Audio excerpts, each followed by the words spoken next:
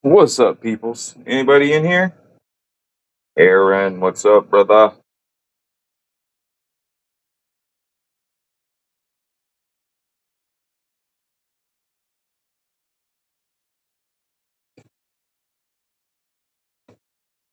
Alrighty, there you go. We are live now. What's up, Aiden? How's it going, my friend?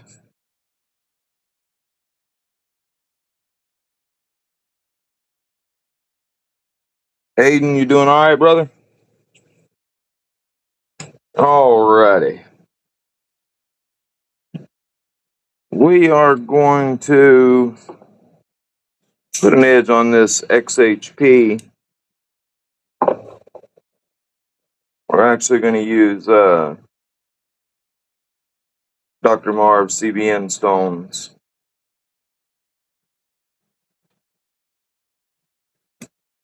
Try to split this.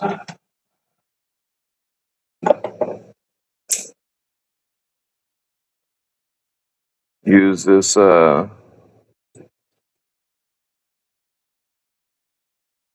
hey, napping, man. That's never a bad thing. Never a bad thing.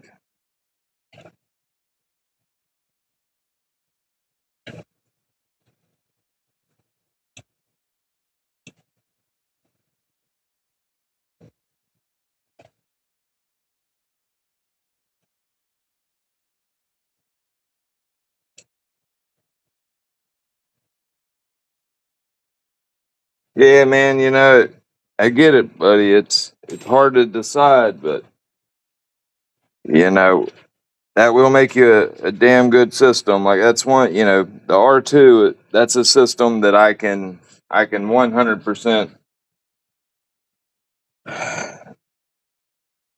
recommend and know for a fact you're going to have a high performance system.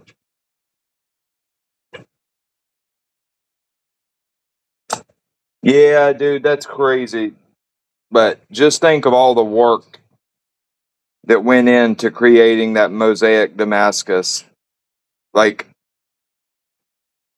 with how I assume they're doing it, they're having to create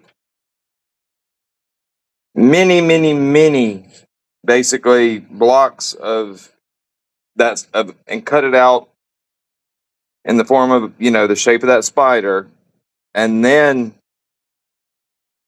stretch it out and, then forge it. Like, that had to be a shit ton of work. That had to be a huge amount of work. Like, I'm sure, I don't know who made the Damascus, the mosaic Damascus for them, but I can tell you this: whoever made it, that was a very expensive. Those are very expensive billets of steel. Yeah, a lot of work like that. I would hate to know what those billets of steel cost.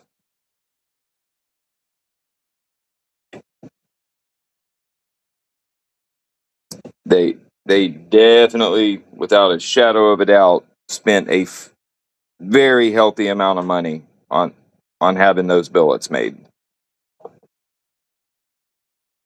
That would be ridiculously time consuming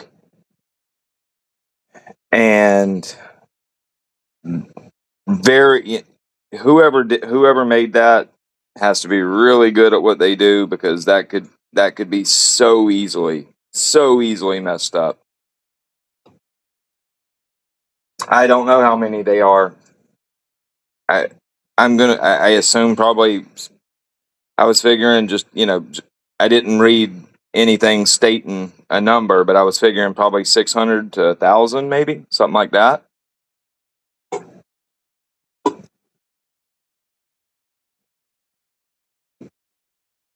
Like I would be very surprised if it was over 1,000, but maybe, it's maybe.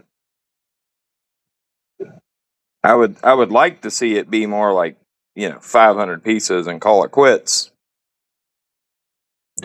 Keep the collector value up because nobody's going to use them, or at least I don't think they would. I damn sure won't. Like that's going to be a straight up collector's piece only.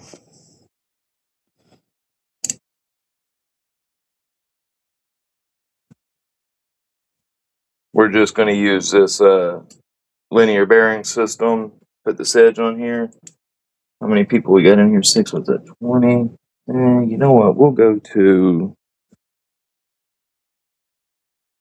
to 17.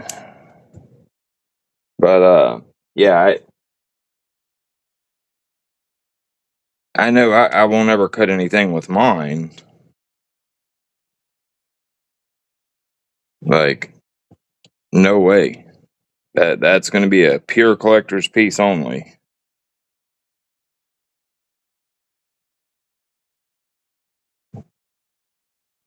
Probably. Let me see that.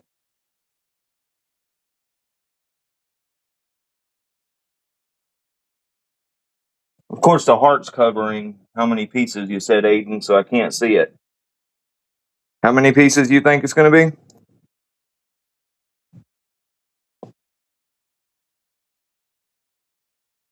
Like, I really hope they keep it very, very limited, or else the collector's value has to be there. Otherwise, it's just flat not worth it.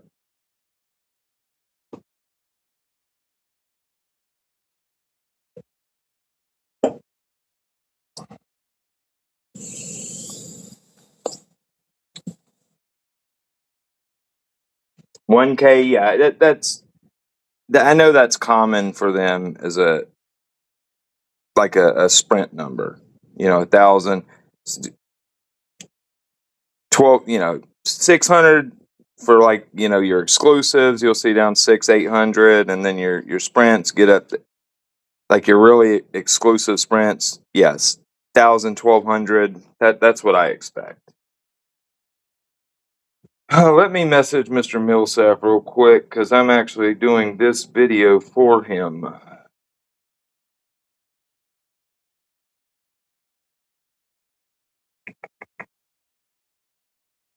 Where's he at? There.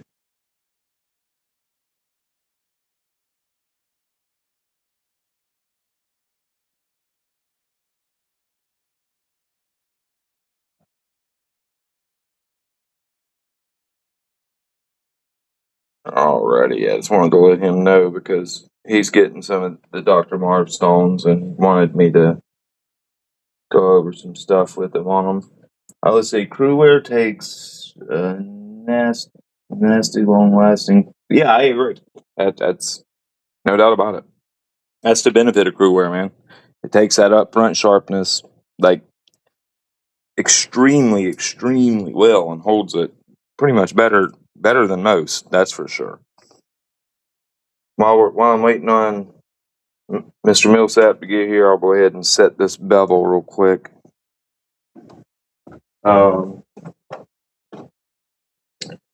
Let's hit this with a little bit of Windex. But yeah, that is the nature of crewware. If it's done well, one thing I need to talk to them about, Half Moon, about the amount of stone back here that's not being used. Well, you know what? I can adjust that actually, but by how much?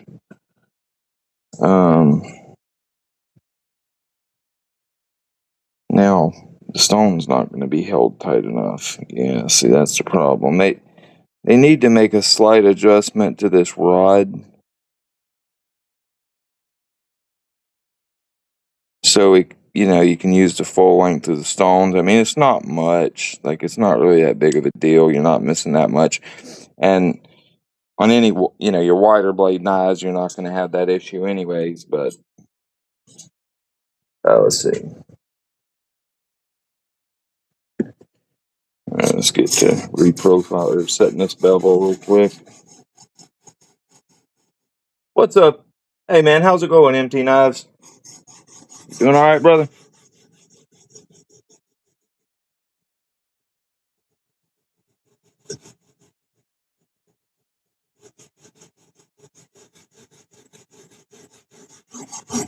Can y'all see? Yeah, y'all can see.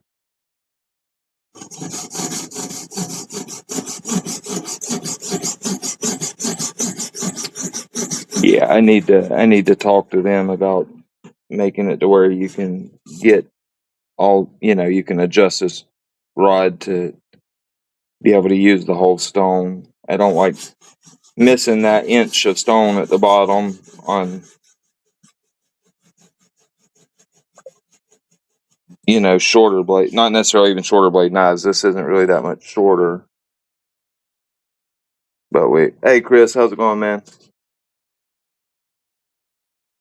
But yeah, they need to make a little adjustment to this rod. I'll tell you guys, you watch, because they're really, anything I've been discussing with them, they're implementing. This right here, it might take one or two iterations. They're going to be coming out with an updated setup here shortly. That one, maybe one more, and this system is going to be absolutely incredible.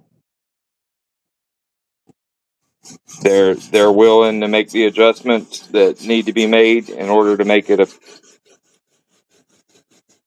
a really fantastic performing system, and I'm going to help them get there. This is going to be a badass system. Like I said, this might take, maybe two iterations to get it really beautifully dialed in.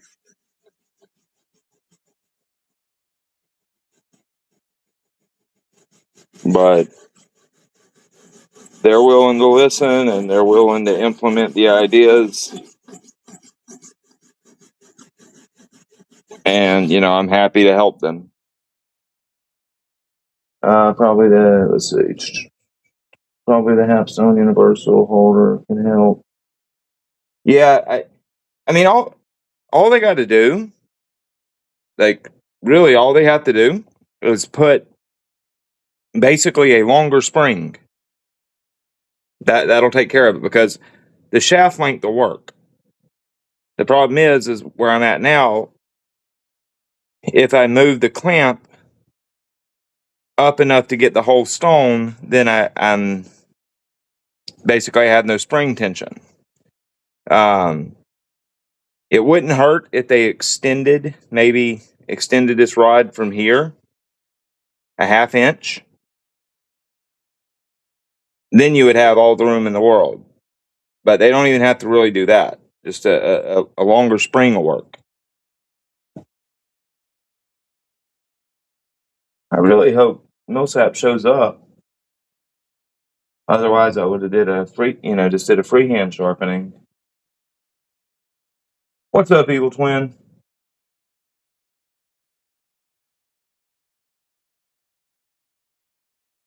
Yeah, definitely doing some linear bearing knife sharpening.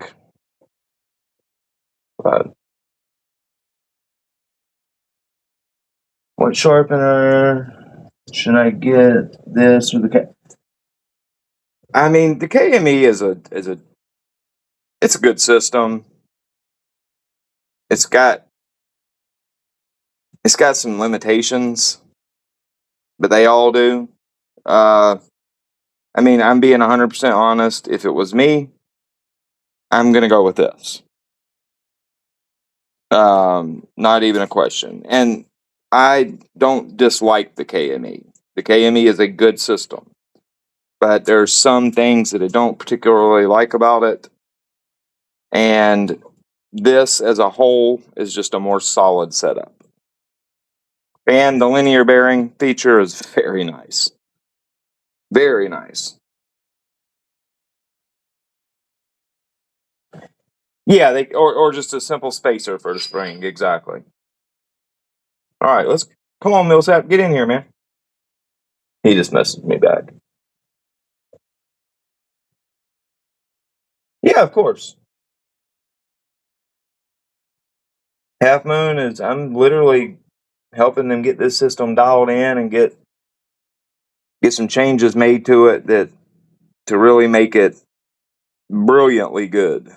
And most importantly, getting some proper clamps made and designed and changing this stone bar to 20 millimeters so you can use TS Prof clamps if you want, as well as extending it a little bit. Just making it, the system is really good as it is. They just needed some refinement. And they're happy to listen and make the suggested design changes, and I'm fully willing to help them get this into one hell of a good system.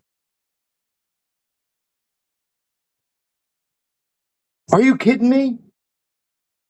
That knife's done went out of stock? Dadgum, I guess people jumped on it when I posted that video up. That's funny. What? That's crazy. Dude, that thing, I don't know. I'll tell you this, that's not 14C. There's no way. Absolutely no way. If that's 14C, that's some fucking super 14. There's no way. Yep, you should most definitely learn to freehand. In fact, it's something I suggest to everybody. Invest the time to learn freehand, at least at a pretty decent level, and then go over to fixed angle if you want to.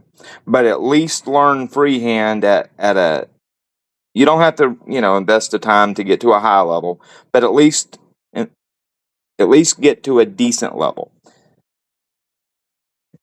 It will make you a better fixed angle sharpener. There you go. Hey, there's Mr. Millsap. That's who he was looking for.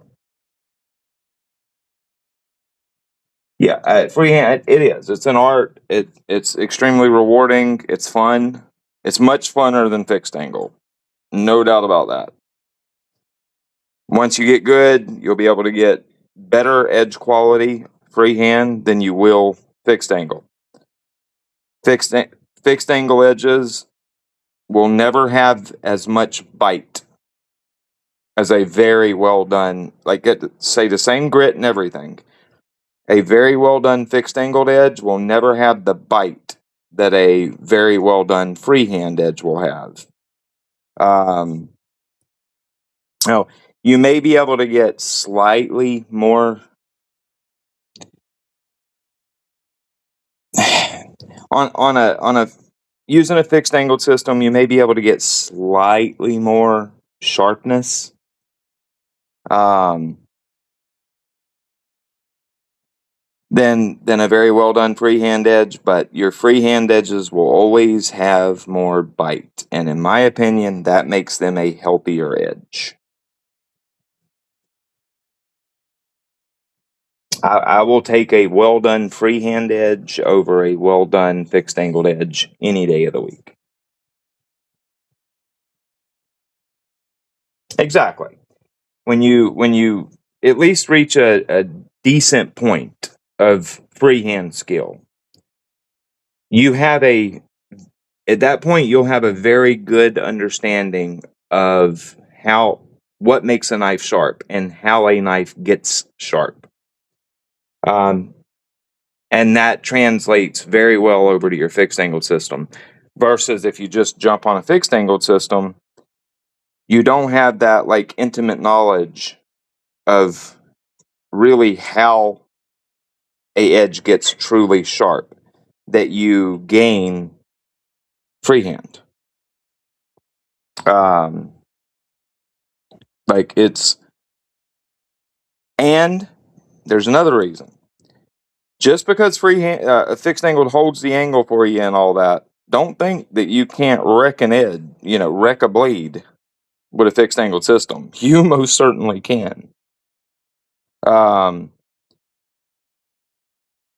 and if you do, it could be very difficult to fix that edge on a fixed angled system. But yet, freehand, if you know what you're doing, you can correct any issues, like a badly rounded off tip. That's kind of difficult to fix on a fixed angled system if you do that. Freehand, it's very easy to set a perfectly cat claw sticky tip. That's just one example, but you should definitely invest the time to learn the freehand. Once you start to get good at it, you won't want to sharpen fixed angled anyways. Like, you, this isn't fun. Freehand is fun, at least to me and to many others that I talk to.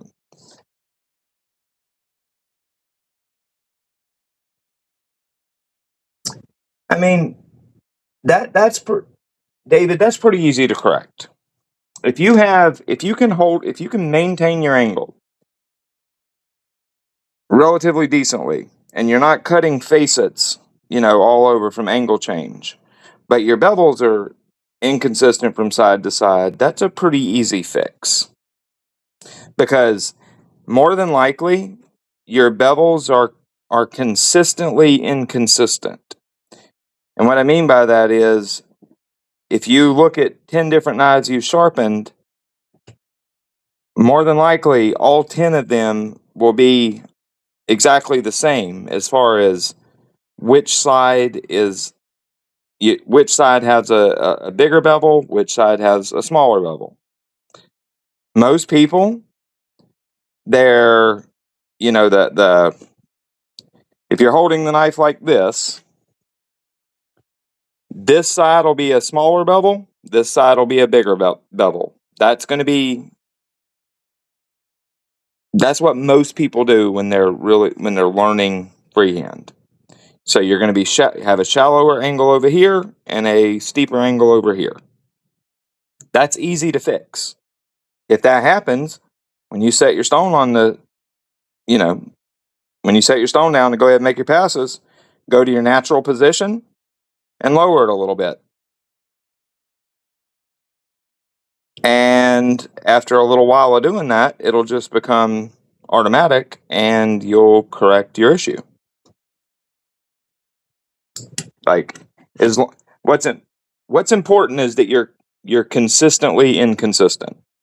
That you don't want it to be, as long as you're not having it where one knife this side's lower, the other knife this side's the lower angle. As long as they're consistent, it's easy to fix. And in most cases, when people are learning, they are consistent. And it's almost always the left side of the knife will be the lower angle, right side of the knife will be the higher angle. Kentucky windage, exactly. Exactly.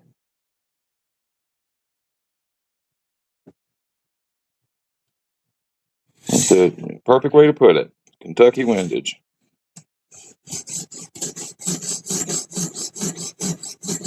The hell with setting sights. Just look at where it goes and look at where your shot placement is and then just adjust for that on the next shot.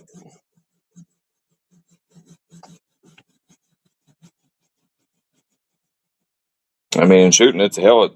Even with scopes, most of us don't mess with windage. We'll dial in elevation on the scope when we're shooting long range, but you won't change your windage. You will hold for it. Dial for elevation, hold for windage.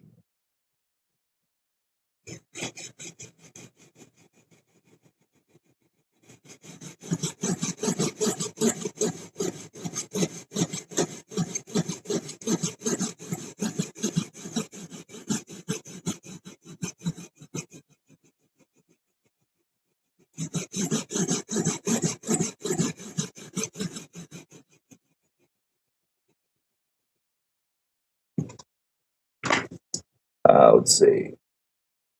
Right, I'm better in one direction. Everybody is. Um,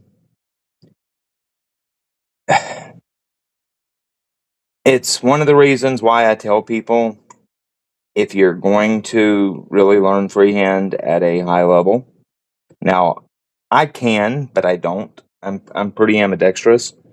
Um, I can sharpen left-handed, but I don't because I don't have an issue going both ways right-handed, and it's faster. But people that are learning, it's probably better to learn to sharpen with both hands.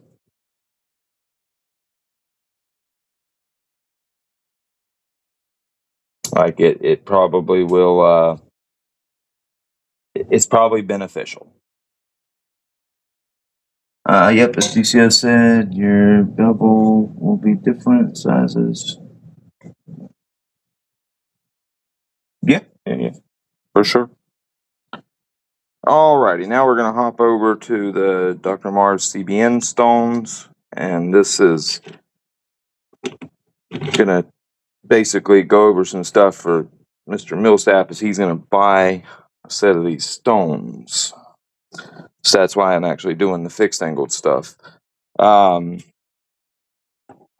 guess because, yeah, I said that there's a learning curve to these stones. They're unique. They're different. They act different than any other stones I've ever used. Not necessarily a good way or a bad way. They're just different. Here's a 30 micron. Now, the 30 micron, it's very fast cutting. It's actually very, very fast cutting. And it has, you have decent feedback. You can absolutely feel what's going on. It's a unique feedback, but it is there. We're going to use Lacey Stone solution. But this 30 is really like quite impressive at material removal for only being a 30 micron stone. Let's see. Yo, do you have the adapters for putting TS? I do not. Gritomatic. They're $5 a piece.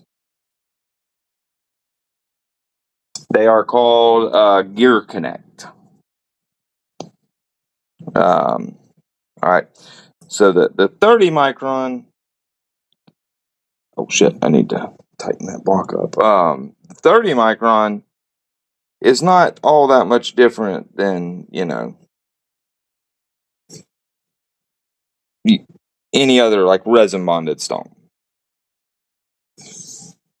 But when you get to the 15 and the 5 micron, they're substantially different. So this stone, it's just it's very fast. Like I said, you have some feedback. It's kind of a muted feedback, if that makes any sense. But you can feel you can definitely feel what's happening. And they do cut rather quickly.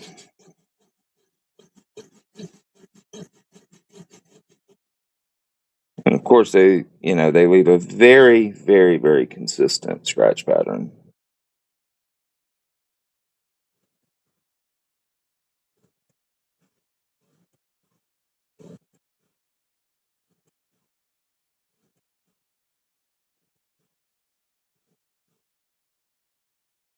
Okay. As you see that thing, man, that thing removes some steel. The Sharp Maker is fantastic for quick, simple. If you're not interested in learning to sharpen, but you want good, usably sharp knives, Sharp Maker take care of you, no problem. Get you a set of diamond rods or CBN rods, and your medium and fine ceramic, and you're hell. Once you know what you're doing, it ain't that hard to get hair whittling, like literally get hair whittling edges off the sharp maker.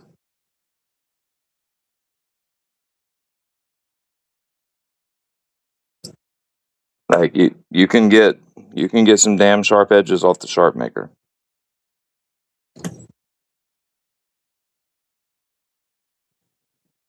Okay, let's just knock that burr back over. So that movement y'all see right there, that's because the table's not level. So that's the actual plate rocking, see? I don't want y'all to think that's any movement in the system. This system is absolutely rock solid. Flipping that burr back over. I was reading his blog. It's crazy that he discarded 230. Yeah. I mean, that's the thing, man. Like, he's ordering. You're ordering your diamond from China. Um, China has this thing where they will only they have only a certain level of diamond quality that they'll sell to the public. That goes for themselves too. So that like the ultra premium stuff is saved for basically the military complex. And that would be used for like polishing plates, like the sensor plates on like missiles, like heat-seeking missiles or laser guided missiles.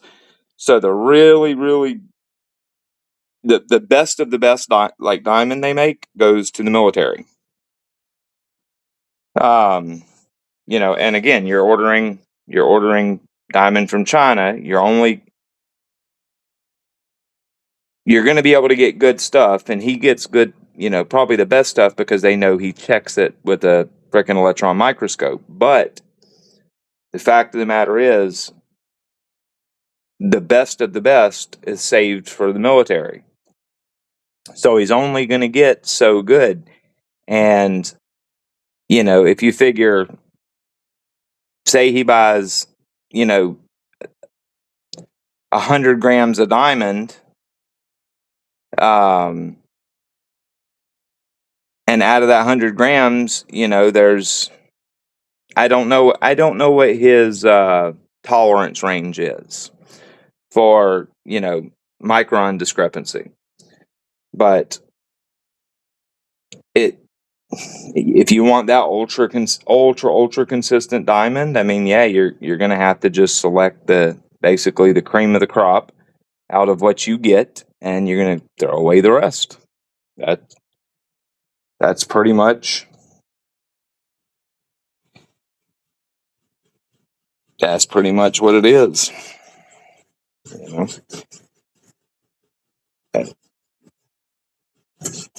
it's in my opinion,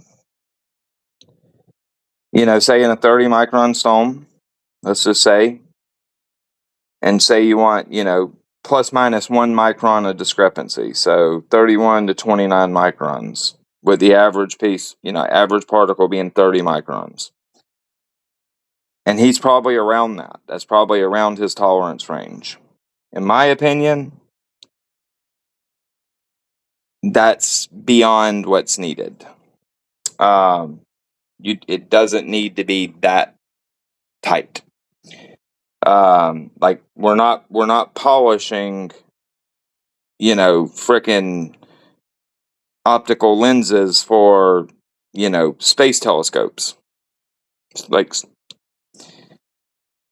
if this stone had, say a 30 micron average and particle sizes between, say, like 33 microns and 28 microns with the 30 micron average, you're not going there would be no noticeable difference here. Like, you can only get the knife so sharp.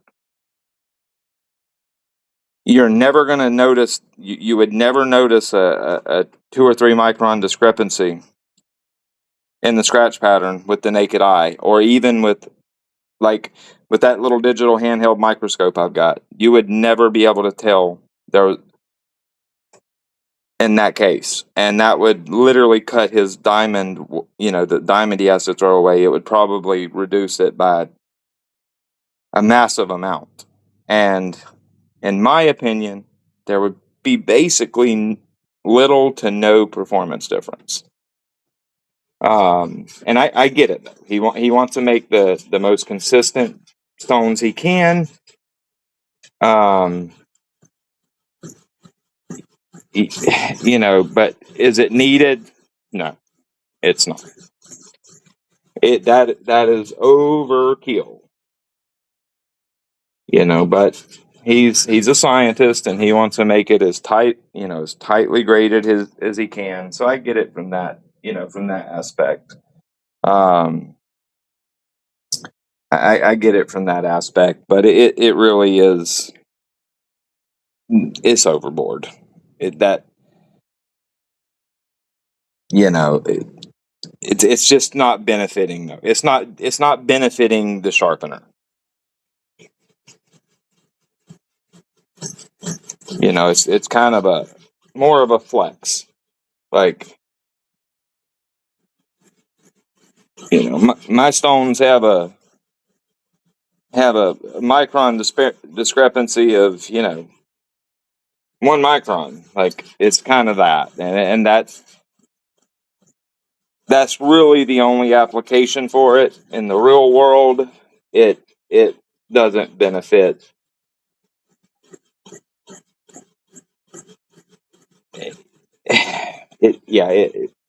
I don't want to say it wouldn't make a difference, because yes, it will make a difference, but it wouldn't make a difference that matters. Um, it would.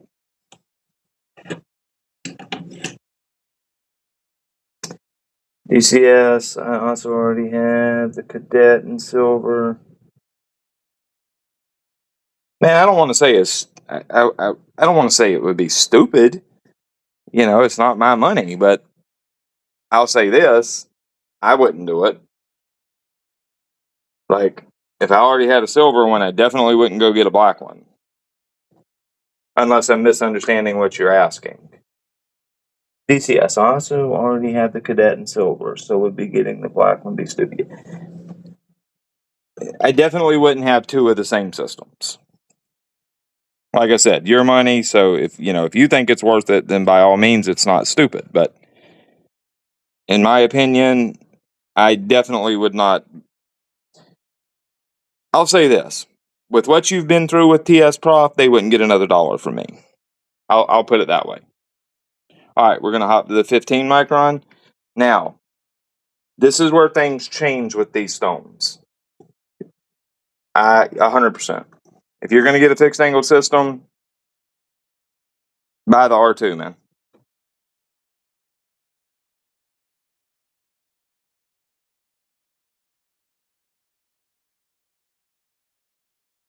Yeah, 100%, Aiden. I mean, like with the whole outdoors 55 thing and the grit contamination thing, yeah, no doubt. Like, and like I said, that there is a difference. It's just not a difference that matters. Not at that scale. You know, yeah, if you had pieces in there maybe ranging,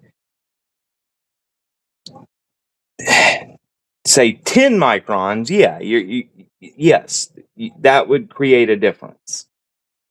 2 or 3 microns is not, like, it just doesn't, it wouldn't do it. It's just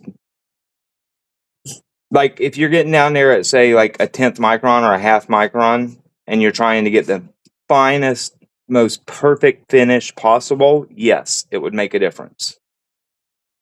But that would be the only place that it would make a difference. Yeah, dude. Just like Millsap said, the R2 minutes, in my opinion, it is the best fixed angled system you can buy. That is a traditional fixed angled system.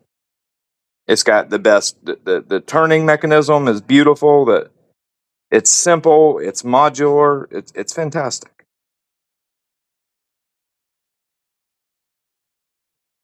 Aaron, I mean, let them know what like. Let them know all the bullshit with TS Prof.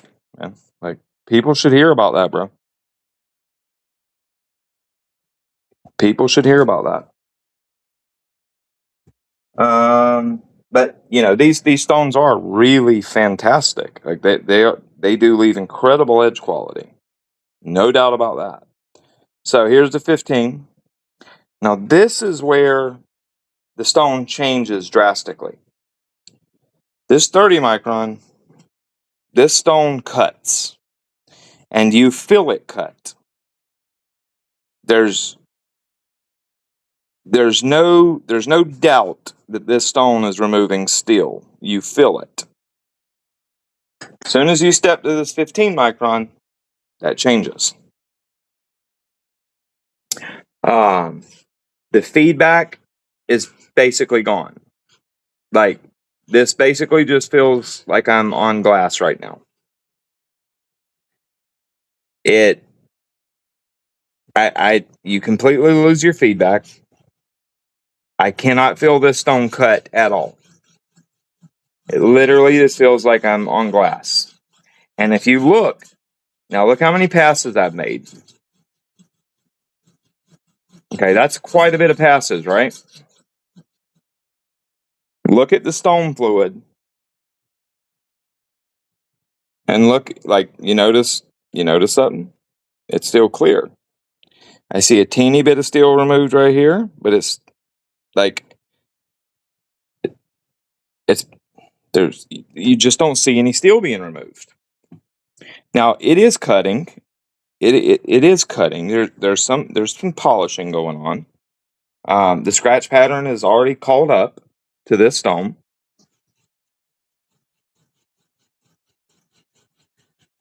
but it's very unique. And how do I put it? Not being able to feel a stone cut, in my opinion, makes it kind of challenging to really know what's going on. Okay, but you know, there is a teeny bit of steel being removed, but it's very, very, very little. Um, Here's where we're at. Now we have a nice consistent finish.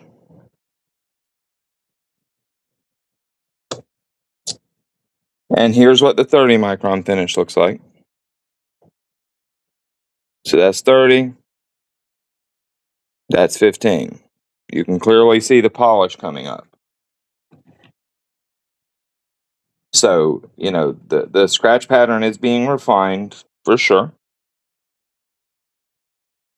but you just don't really feel anything. You just have a more.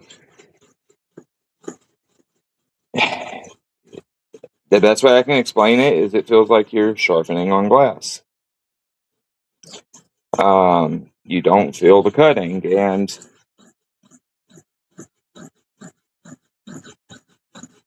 the way the stone cuts, you have to be very, very careful, or it will start to get very slick edged on you. Um,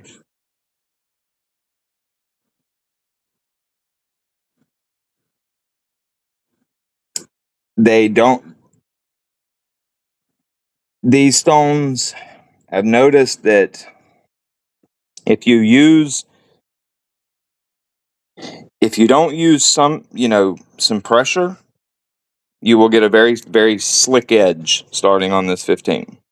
Like the 15 and the 5, you will get a slick edge. If you're just using, basically just the weight of the system, if I'm just using pressure like that, my edge I will be left with a quite slick edge. If I use a little bit of pressure, I will have more bite.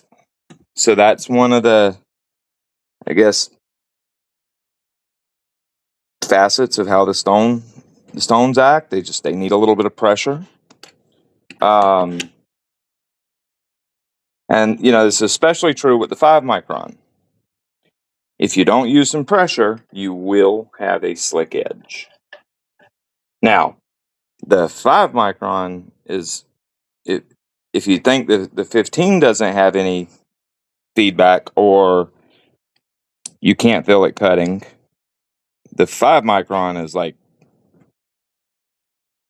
wow. It just really feels like glass. But it is refining the scratch pattern, but it just doesn't act like it's removing any material at all. Put that burr back over. Yeah, this just feels like you're sharpening on a hard piece of glass. You don't feel no feedback of the stone cutting, and it's imperative that you use a little bit of pressure, actually a decent bit. Otherwise, you will 100% have a slick edge.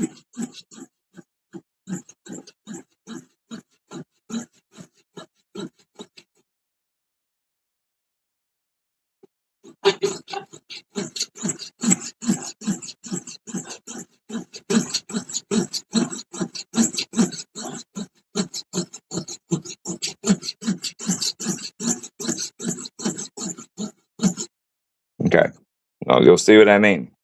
Look at the fluid.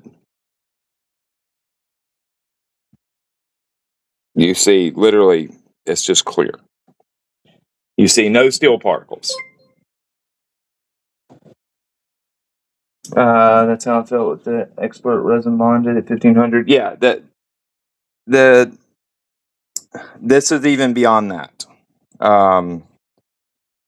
Quite a bit beyond that. But yes, the PD tool stones, they definitely get that very, very, very glassy feeling. These are on another level. But on another level. Might be easier for you to tell them so I don't have to type it all out. Dude, I don't really remember it all, but basically, he had a problem with some parts on his, and I mean, when he told me this, like, I found it extremely disrespectful that they even told him this. Number one, they were being rude to him about the parts in the first place. They finally send him a replacement part. It's broken. So he has to let them know, hey, this part's broken too. And it came broken. It's not like he broke it or anything. It came broken. So they send him another part. It's broken as well. And I believe that happened 3 times, right? And then they finally say, well, we don't have any parts for this system anymore. So basically, we'll give you $100 off. You've got a $400 system you can't use, but we'll give you $100 off a new cadet. And that's just some of it. There was more than that. How much pressure on a scale? Dude, that would be really hard to put into a number. I would basically, you're gonna have to use them and see where the bite starts.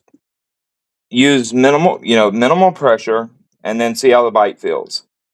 Make a couple more passes, see if the bite comes up using a little more pressure, and then you'll have to figure that out. I would say, right? Let's see. I would say that I'm using probably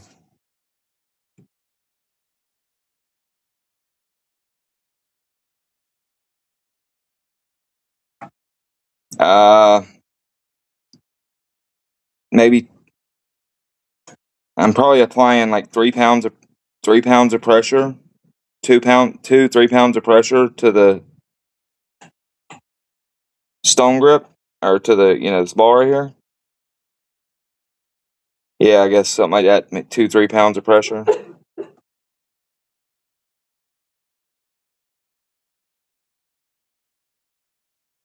Yeah, and then yeah, blowing them off for a long time and like that's bullshit. And then to tell them, oh well, we don't have parts for that. You're shit out of luck. Considering I mean, it's not an old system. It's not old at all. Um, and then now you don't make parts for it. Like so you break something small and you're shit out of luck. That's it. Now your system's broke, and we we don't got parts for it. But it's okay. Forget about the $400 that you paid for that system. We'll give you $100 off of a new one. Hell no. Hell no. I would not deal with a company that worked like that.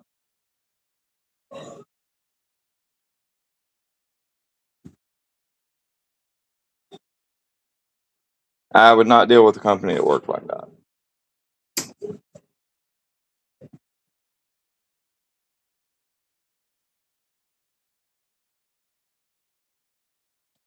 I mean, it's you're just gonna have to figure the pressure out, man. It's hard to put a number on it. It's yeah, it's hard to put a number on the pressure. Like I'm using enough pressure that I I don't know how to explain it. I'm definitely using more pressure than I would use with with any other resin bonded stone. Probably twice the pressure that I would use typically with the resin bonded stone.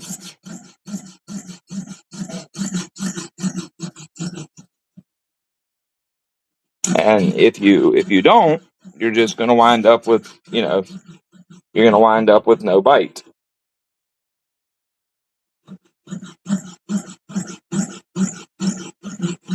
And I personally think that's due to the very very hard resin. Um, that like there. Look how little steel that's removed. Basically none. Um, it now I guarantee this is going to have excellent edge quality. This it. So and I'm not saying it in a bad way. These are great stones. They're just different. They act different. They cut different. They polish different. They're just different. That's the best way I can explain it.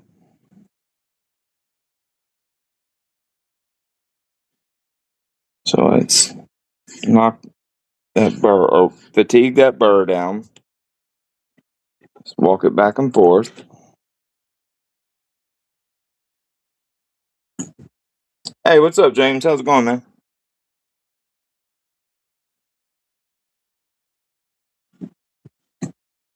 But they're very very good stones. They're just unique. They take they take. There's a learning curve to them.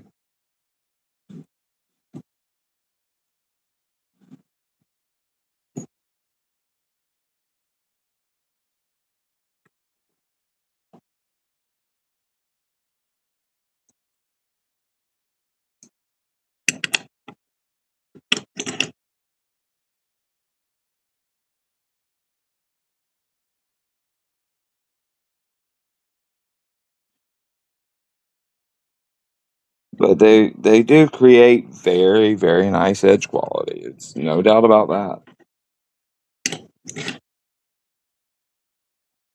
I really I really want a 150 and a 300 micron from him, like in a bench stone, very badly.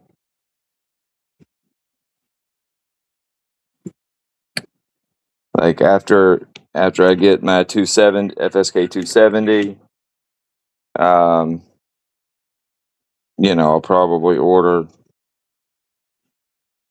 order a 270. I mean a 150 and a 300 from him. But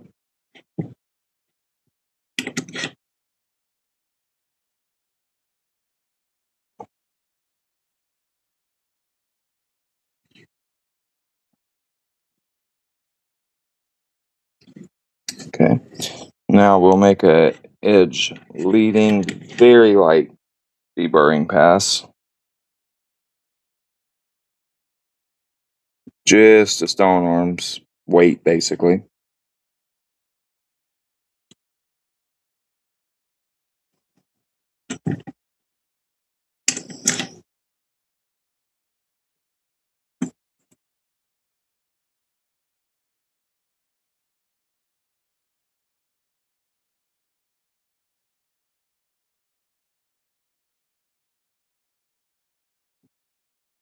Okay.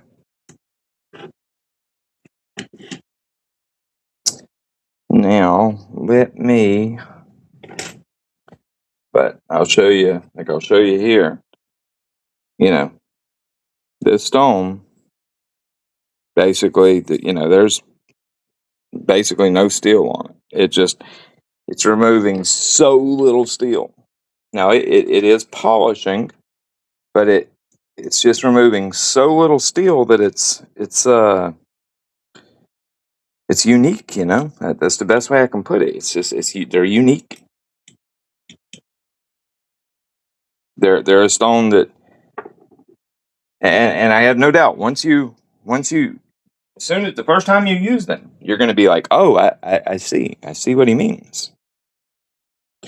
Um, but there's your 5 micron polish.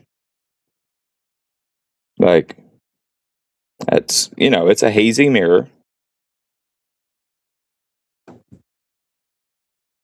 It's a hazy mirror. You can absolutely see the scratch pattern with the naked eye. Um, but it's going to be a very nice edge. It's going to have good bite. Like it's very, very sharp. As you can hear, there's some bite to it. There is a little bit of burr left. But yes, it's got some bite to it. Now, we will go to 1/4 micron CBN from Lacey on this Angerstone strop. Go at sharpening angle.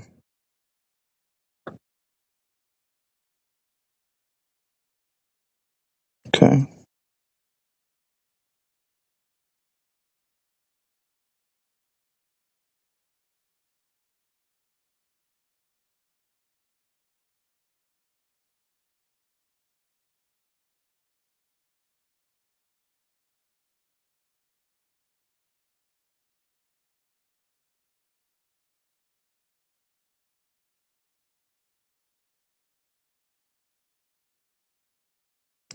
Well, that probably took it to beyond a hazy mirror. It's probably a bright mirror now.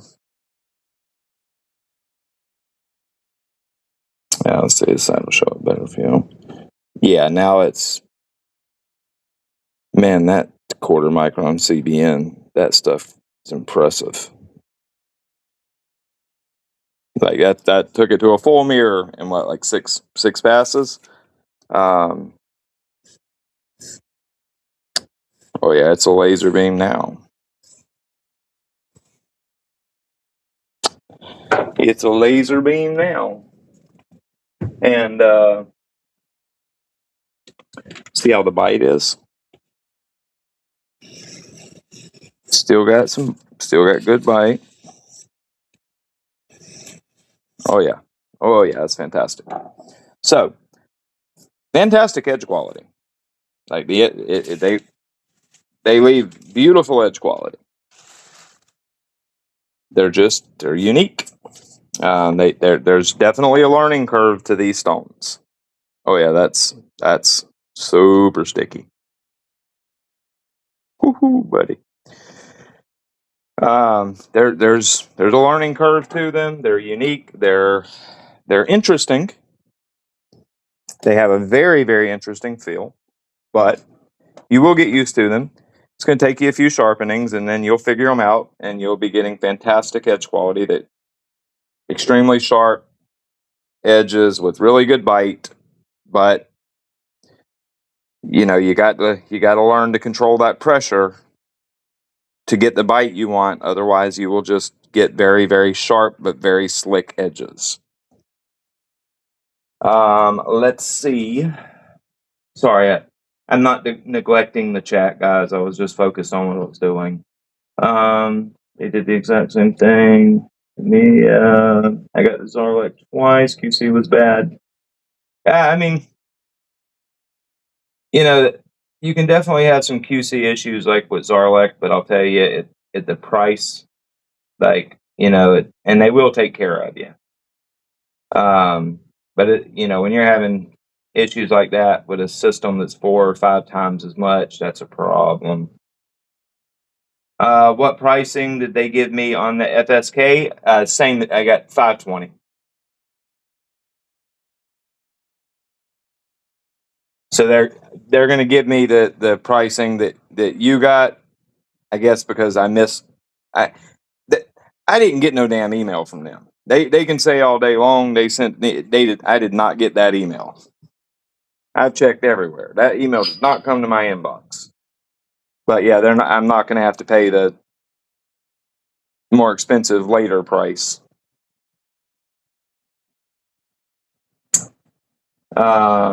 You're getting 300 to 0.5. Yeah, I mean the stones that are going to be truly badasses out of these, the 150 and 300 micron, those stones are going to be absolutely incredible. I have no doubt about it, because of how that 30 acts. I'm sure the coarser you go, the more extreme cutting speed the stones are going to have, because of the crazy high concentration.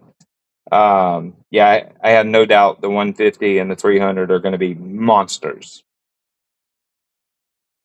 So I'm going with the R2. Yeah, dude. I mean, you should. You're going to love that system, and it's modular. And the thing is, any part you need, if anything, the roller bearings that are underneath the rotation mechanism, if say you have an issue with one of them, it's as simple as take it off, order some 5x11 $2 a piece on Amazon, 5x11 bearings. You order 2 of them, put them back in there, screw it back together, and bingo, your rotation mechanism is good as new. Everything is easily fixable. It's off the shelf type components. It's the best system.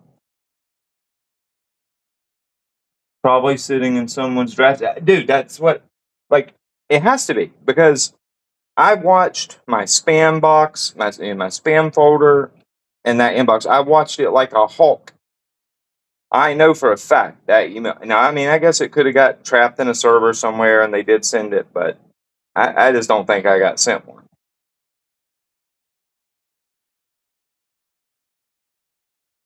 You lose the compensation feature, so you'll have to manually adjust it, but nice and easy to dial. On what?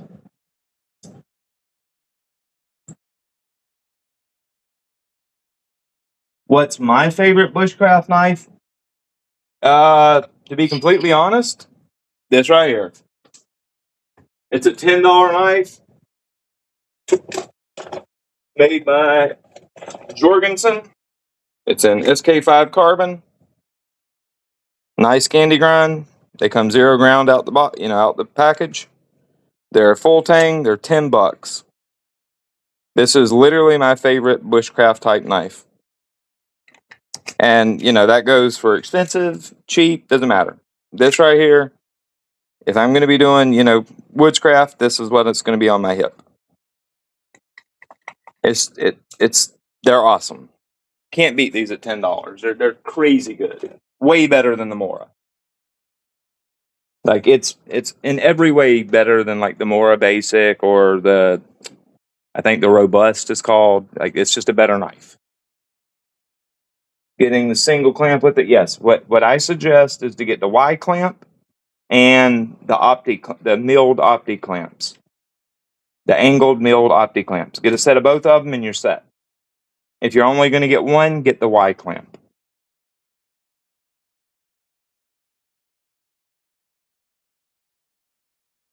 My Walmart don't sell Moras. I know I've seen a lot of. I see it online that Walmart sells them. I've never seen them in any Walmart around here. I wanted to try their lower price CBN stones, but they were sold out of most of them. Who? Who was sold out of CBN? You talking about PD Tools?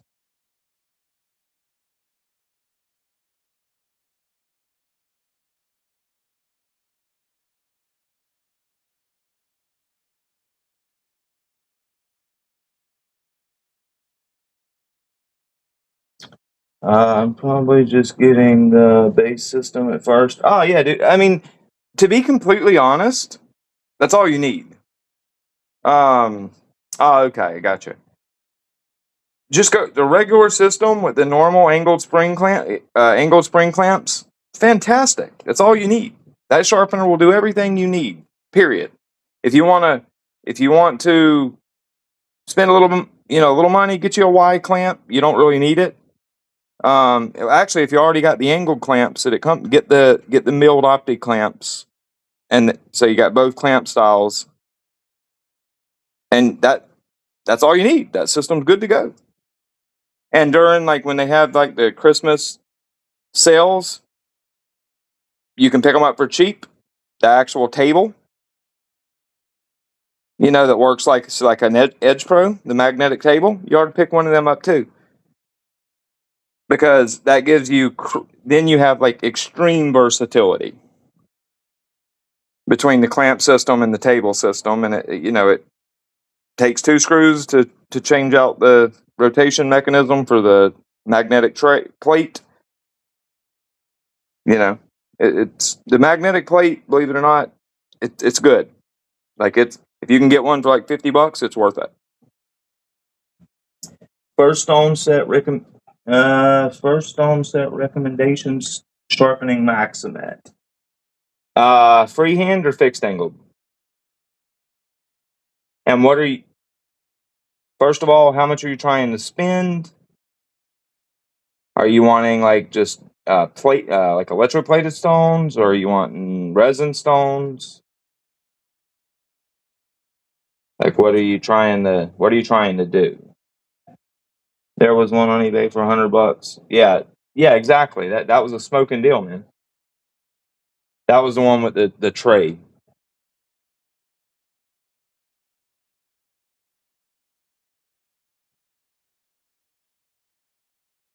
The C the Hapstone CBN stones are very good, but they have one problem: the metallic bonded stones, and it's just it's kind of the case with like all of them. PD tools doesn't matter, and they're just too damn slow.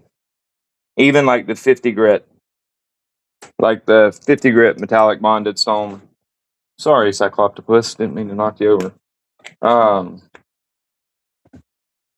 like this stone right here, you would think that's going to be a cutting machine, and it does cut, and it's a reasonably, I don't want to call it fast, but it will remove material, but they're just too slow. Don't care about money. Don't care about money. Get Dr. Mars. I mean, yeah, I don't. Yeah, I don't know about that actually. Maybe, maybe not. Um,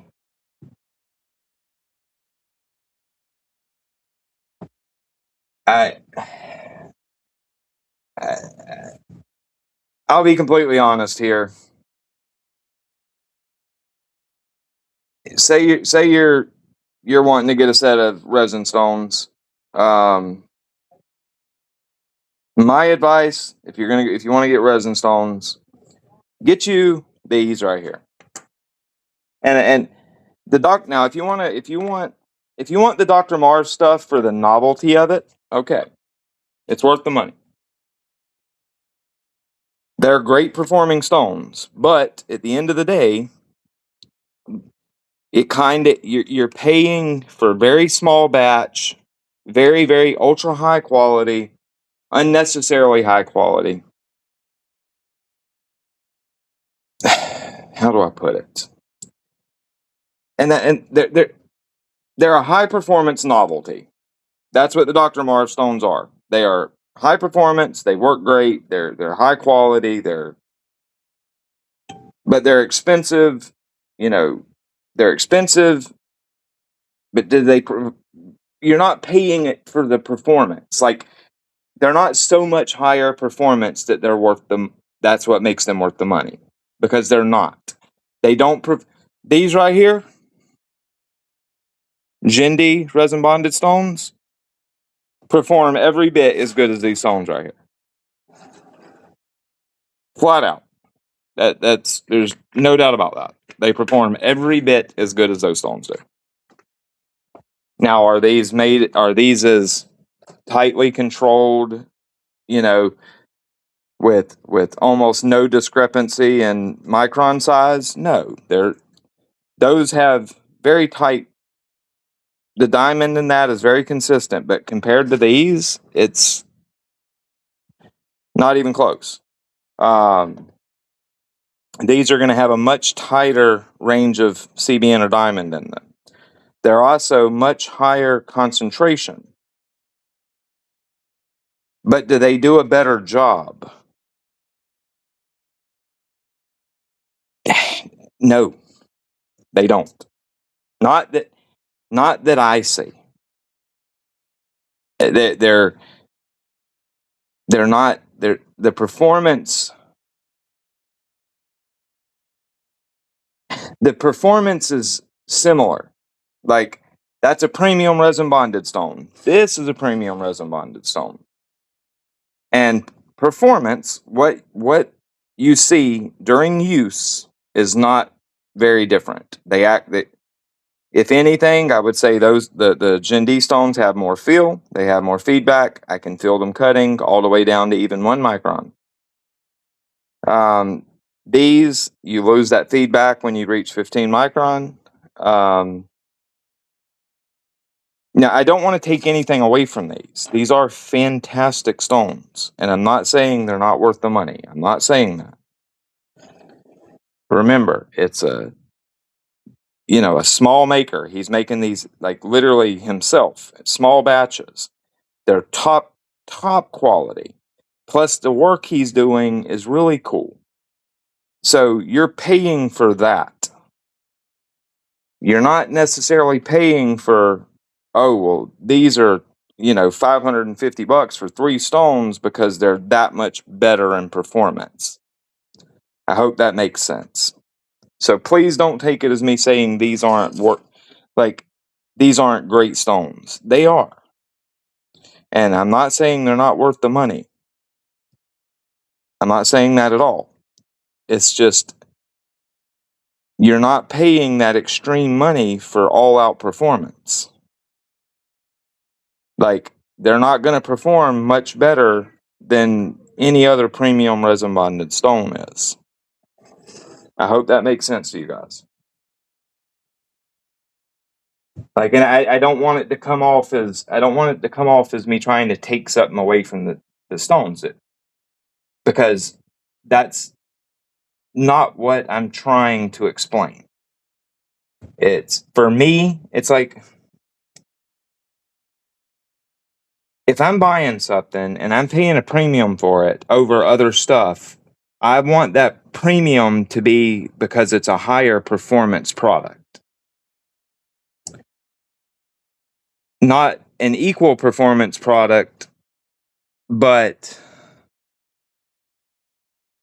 more like bespoke, more I don't know how to explain it. Y'all know what I mean. Let's see. Those are like 70 a piece, right? What? The Jindy? Yeah, $69. Absolutely fantastic. I've said it for a long time. I believe they are the best resin bonded diamond stones that you can buy for a 1x6 system. They're for a specific audience. Exactly. If they're for the people that the novelty of what they are and what Dr. Marv is doing, taking it to extremely high scientific levels. That's what makes them worth the money. Because you're supporting what he's doing with the high price of these things. You're not paying additional money for a ton better performance.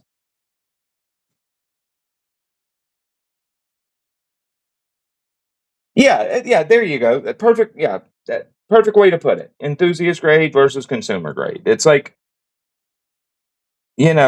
my long range rifles. You can, I go have a custom gun built that's a $10,000 rifle or a $2,000 off the shelf rifle. That $10,000 rifle, I'm paying that extra $8,000 because that gun can shoot, will shoot. Once I find a load for it, that gun will shoot quarter inch groups all day long at 100 yards. That $2,000 factory rifle is not going to do that. It might shoot half inch groups at 100 yards. So I'm paying that $8,000 for more performance. I'm not paying that $8,000 because it looks different or but if you went into like really fine firearm making, then you go buy a $5,000 like Beretta over and under that's mass produced versus a $60,000 hand built, English over and under shotgun. In that case, the Beretta may actually perform as good and maybe even slightly better than that fully hand built over and under. But when you look at them, that those hand built guns are just absolutely incredibly gorgeous, and you're paying for the uniqueness. You're paying for the handmade. You're paying for the small production volume, and that to some people that's worth it to them. They don't need they're not paying $30,000 or $35,000 more because of performance. They're paying the $35,000 premium because it's a hand built small production number type gun.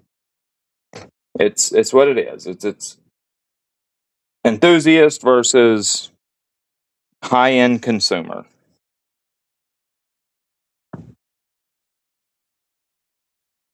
Yeah, PDT. Yeah, they make a lot of stuff. Joseph, just they will work, but for the price, you're better off getting 8x3. Are you talking about the Dr. Marv's?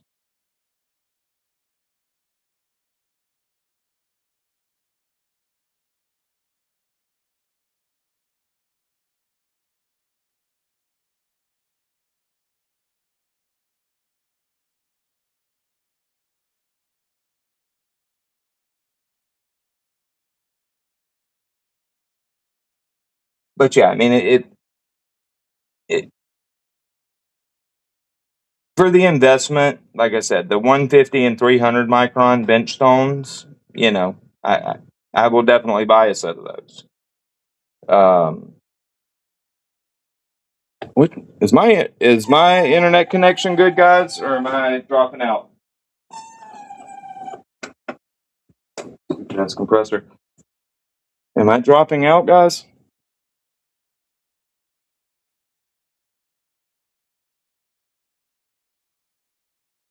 If I'm having internet connection issues, guys, y'all let me know.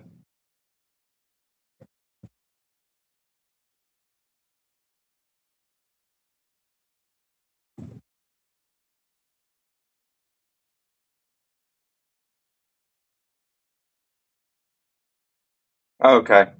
For some reason, okay, cool. I'm seeing like lag on my where I'm reading y'all's comments at.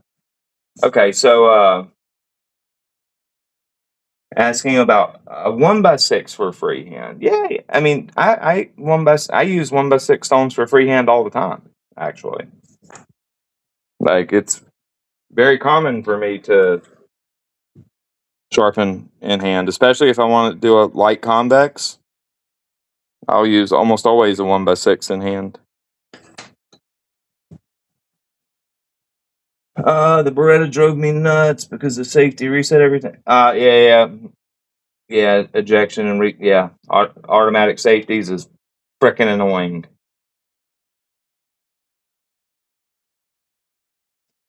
Yeah, automatic safeties are annoying.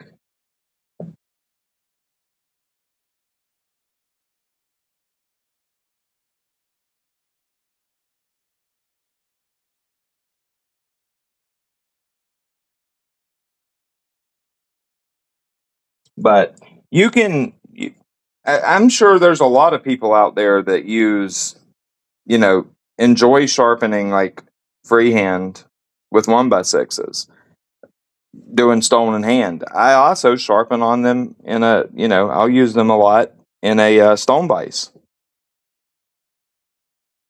I've done videos on 1x6s actually, sharpening freehand in a stone vise.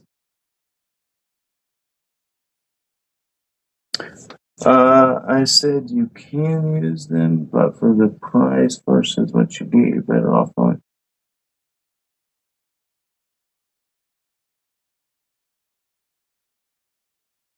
Well, yeah, I mean, yeah, if you're planning on using them for freehand, by all means, yes, buy the 8x3s.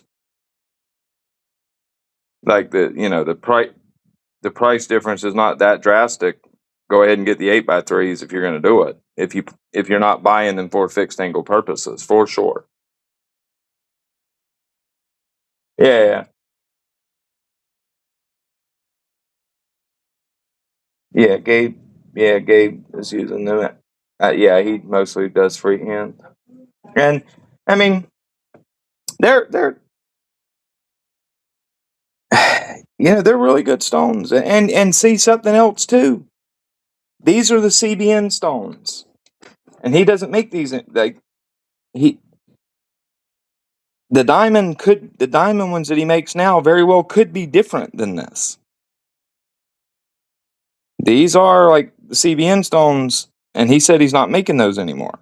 So I don't know. The diamond could be different.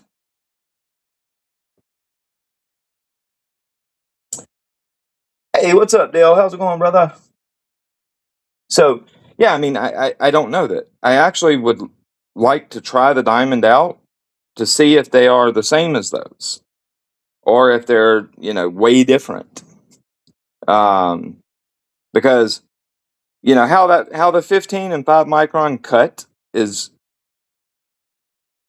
it's weird. That's the best way. It's weird. I'd like to see if the diamond acts that way. Because see, I will say this. I am 100% when it comes to stones, like mono diamond over CBN. I prefer how diamond acts, how it cuts, until you get to 1 micron or less. Like I would rather have like a half micron CBN stone than I would a half micron diamond stone if I'm going for polish. And if I'm taking it that low, I'm going for polish. Um, but like in like a 30 micron stone, for example, that 30 micron Gen D resin diamond, in my opinion, I prefer the edge profile it leaves than this 30 micron, because it'll have more bite. Now, the this CBN 30 is probably going to be a little higher level of sticky sharpness, but a little lower level of bite. Is where the 30 micron diamond is going to be the opposite. You're going to have a little higher bite, and or actually quite a bit higher bite and a little less sharpness. Anyone squirted the knee stones on blade bench? Wait, they have more?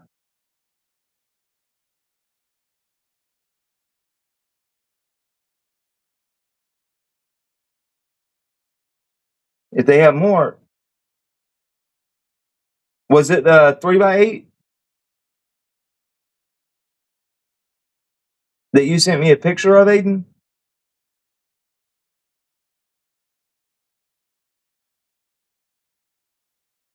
Yeah, like 240, 400, I believe it was. I would have bought that stone if it would have been available when I seen it, or when you send me the link.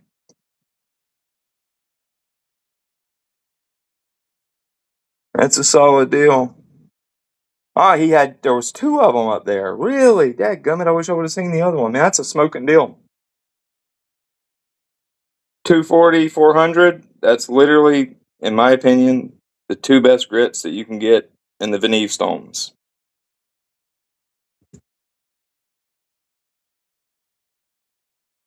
It's just an all around great two grits for, you know, edges to have nice bite. I really like the 240 and 400 combination. Were they the 100% concentration or 50? Do you know? They were probably 100. I'm sure that's what most people buy, I would assume.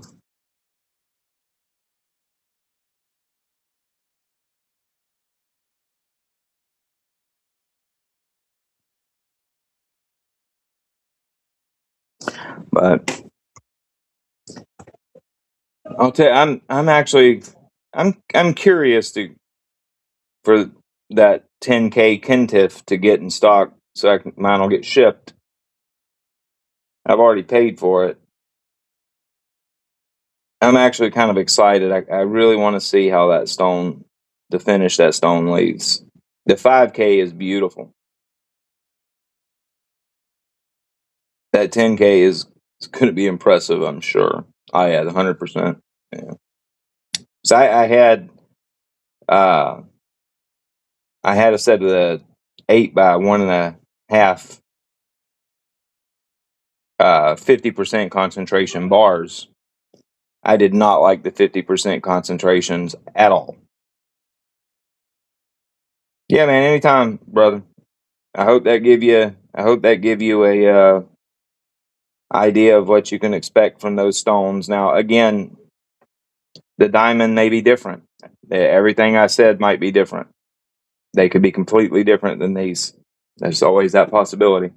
But one thing I know, you'll enjoy them. They do leave very, very, very good edge quality. But yeah, the 50% concentration Veneves, I did not like them at all. 100% fantastic stones, but 50% I just didn't like them. What's the bike compared to the? What's the bike compared to the GSK? What?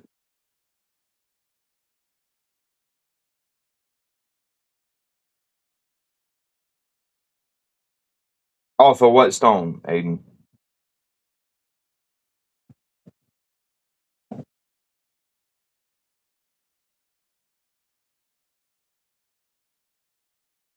Ah, interesting. Gabe's got the diamond too.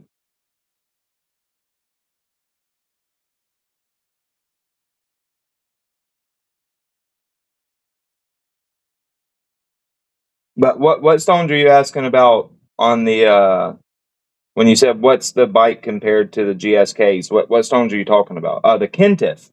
Uh, they're very okay. I'm actually going to do a video comparing those two here shortly, like I did the one. I'm going to start like a Stone Wars type video, maybe one a week or once every 2 weeks. Do a video on it.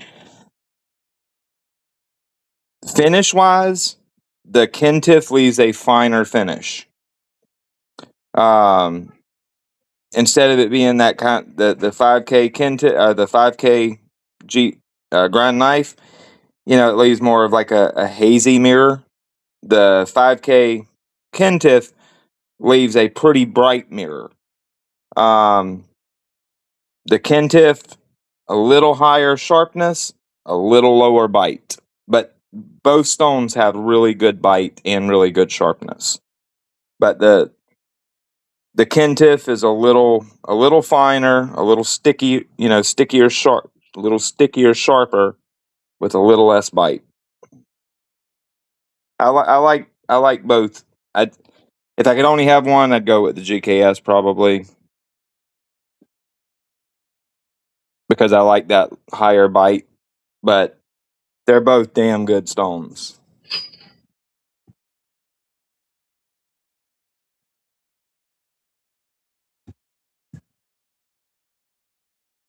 Yeah, they're both damn good stones. And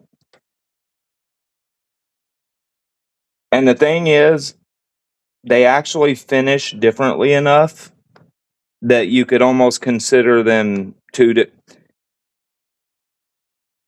you could actually consider them two different grits almost. The Yeah, I'd say let it, let's put it this way: if the grind knife was say a true, the 5K grind knife say is like more like a true 4K, the Kentiff would be more like a true 6K.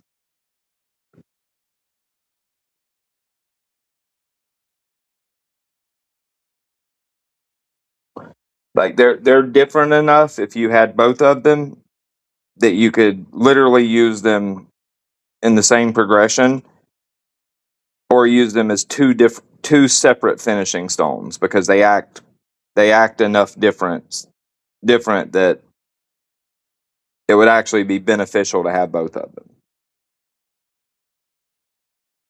I'm really excited to get that 10K.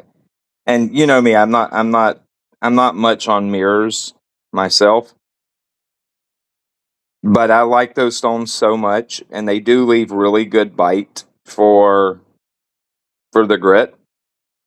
Um, so I got a feeling that 10K Kentiff is going to be, you know, extremely high levels of sharpness, but still with pretty good bite because of how high the diamond concentration is in it. I'm pretty sure it's going to have good bite for a 10K. Yeah, dude, you should, man. Like, you get them. They're around $80. Um, like they're fantastic stones. They're really really good. I I would literally put them up there, with some of the best stones on the market. They're up there with the grind knife resin stones, but they're different. That they performance wise, they're up there with those stones, but they act different. They're very unique. They're like a high end water stone, but with you know no aluminum oxide, and a very high concentration of diamond as the abrasive. And they're great, man. They really are. They knocked it out of the ballpark with those stones. The one thing they need to do, they need to create like a 120 or a 200. We need like a 120 or a 200 grit. They need to make that. It'd be a complete set of stones at that point, and a lot of people would be able to buy that full set and have everything they need from just that one set of stones and have ultra high performance stones for a great price and a full set that's all the same type of stone. Like I really really want.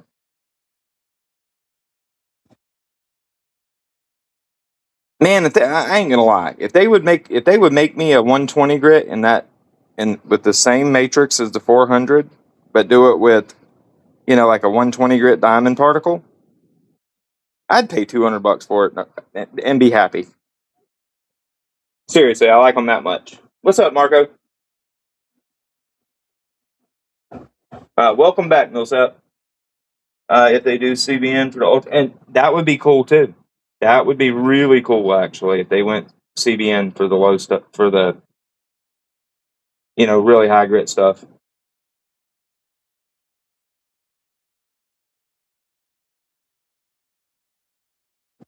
Oh, are you saying that they did like a 120 grit with CBN? They certainly could charge more. I'll tell you that. It would cost more. CBN powder is expensive.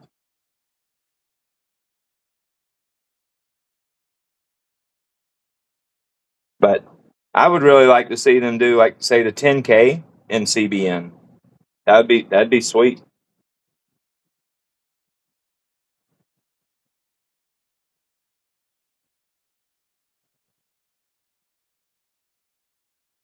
I got a video coming up this week for y'all too, that people that like traditional knives, if there's anybody in here that likes traditional, y'all will enjoy that video. I've got 1095 versus case carbon steel and chrome vanadium. We're going to put them through all three of them through the test. Aiden, how's 120 grindstone holding up? Mine's holding up beautifully. I've used that thing a ton, and it has like no noticeable wear at all. I haven't, other than conditioning, I haven't had to lap it yet, and I've sharpened a ton on it. The 320, same way.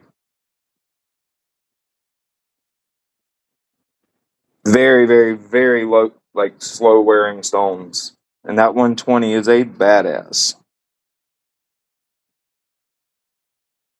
Oh, it definitely does. Yeah. CBN definitely leaves shallower scratches, no doubt about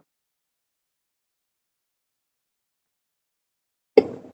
You get under a microscope, you can really see it. It's quite substantial, actually. Probably 300 knives and still kicking. Yeah.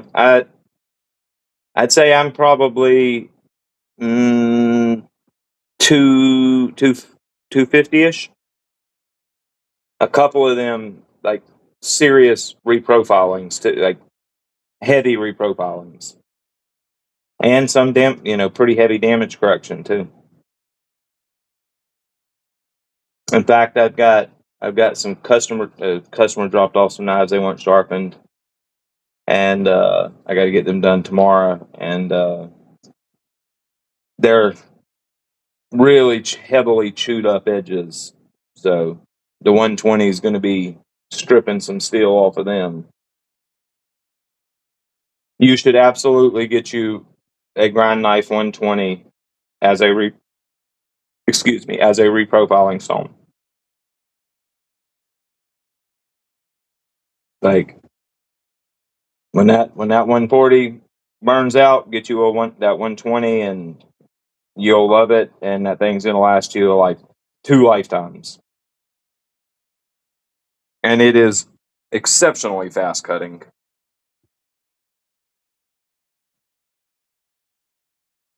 Uh, do it now, DCS, just one or two. Do what now? One of the sharpenings? I can do that. I'll I got to get off around maybe 10:15. So yeah, I got that. Give me 30 minutes. I'll reprofile that fillet knife on the 120, and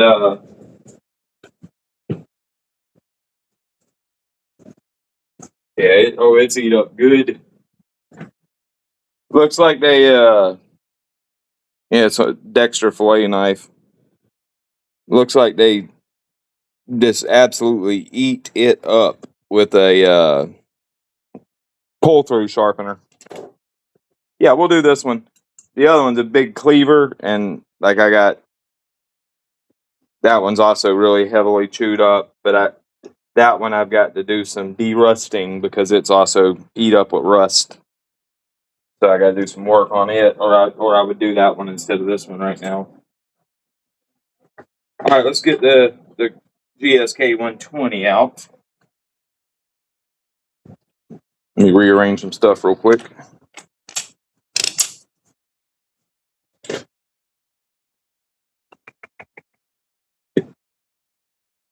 Oy. 120. What's my 120 at? Should be right here. Or second one, that's right.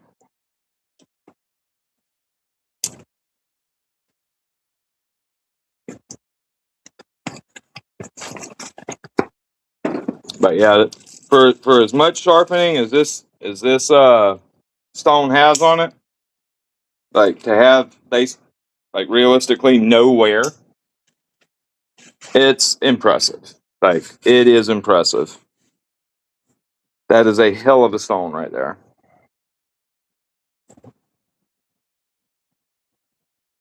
And it really is. This thing's an animal when it comes to like just eating steel.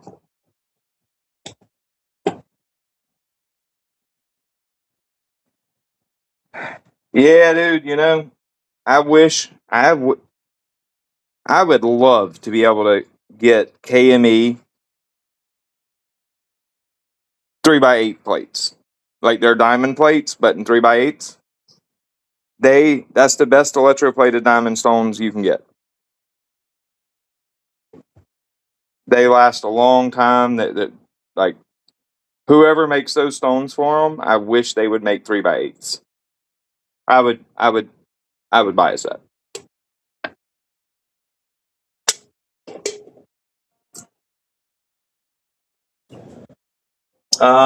Let's see.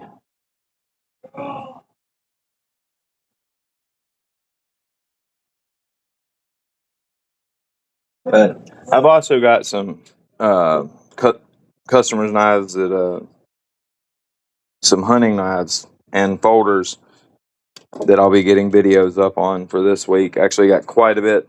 Got a pretty big wave of like pocket knife, sharpening jobs. All right, let's do this. Lacey Stone lubricant. The stuff is fire. You should get you a bottle of it, or 3, or 5, or 6. When I order it, that's what I just ordered 6 bottles of it. Absolutely nuts how fast stones are coming out. Yes. Um, Give it another month okay. Right now, I'm in talking with multiple companies who I've worked with that has stones coming. But evidently there's some abrasive manufacturing delays in China that are kind of affecting multiple companies. But we're going to be seeing quite a few new stones come out within the next 2 to 3 months. We're going to have Delete, Schiefer Cut, the company that I'm working with on a super vitrified stone that I'm directly working with, and another that's going to be coming out with another resin stones. So yeah, we're going to be seeing basically 4 basically new to market stones, high performance, like really high performance, high quality stones hitting the market here in the next 2 months, 3 months.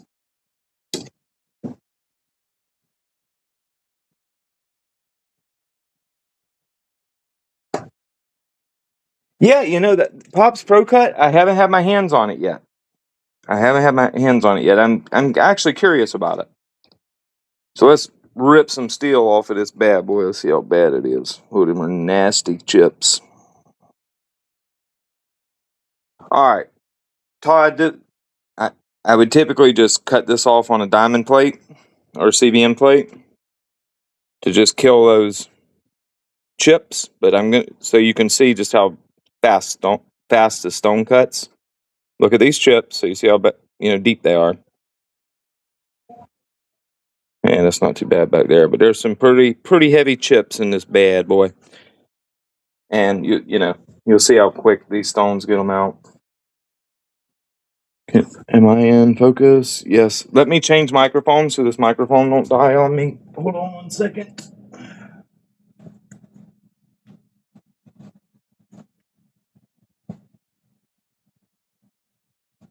I don't know how much longer that microphone was going to stay charged. If y'all can hear me, say yes in the chat, please. Or somebody say yes. Just to make sure the new microphone connected. Yeah, that's a pretty heavy chip. Like, I'd say it's over 1/8 of an inch deep, and there's a couple of them right back to back to back. All right, let's do this. Where's this set at? All right. Get the deco worker. Hell yeah, man! Like that thing will.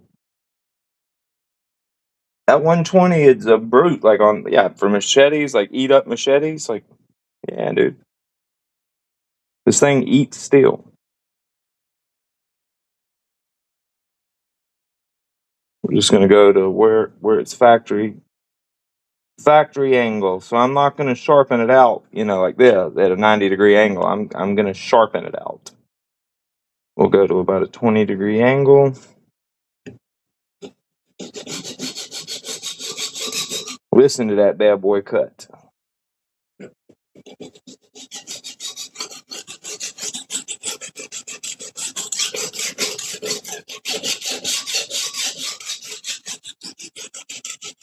How sharp are them? I gotta be careful with them damn serrations.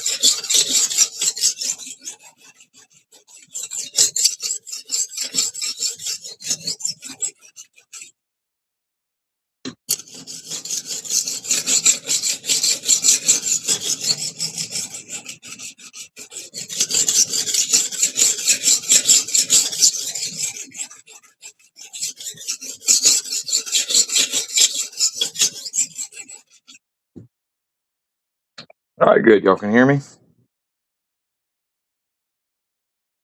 Okay. We already got bevel's already cut in. Now you got to get them damn chips out, but get a nice bevel already cut in. I'm going to go ahead and work both sides of the stone. I mean, both sides of the knife, and kind of work up to those chips. Damn, there were some big chips. Why would you separate them? Believe it or not, like I do a lot of like offshore saltwater fishing. This right here is super convenient. Like, for example, on like a fish called like a trigger fish. Really super tough scales. Like super tough skin. They'll dull a knife like that. Say I'm, filleting a bunch of fish and then I grab a trigger fish. Or, tuna, for example.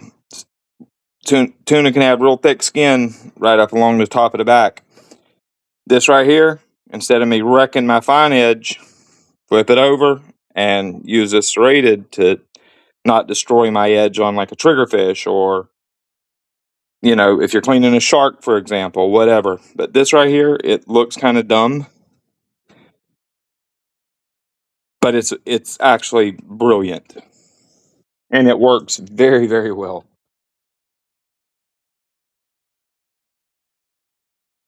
Like, especially for triggerfish. In fact, I'm pretty sure this was actually done because of triggerfish. As if anybody in here has ever cleaned a triggerfish, well, they'll be able to tell. It's literally their skin is equivalent to like coarse sandpaper. They will destroy an edge quick.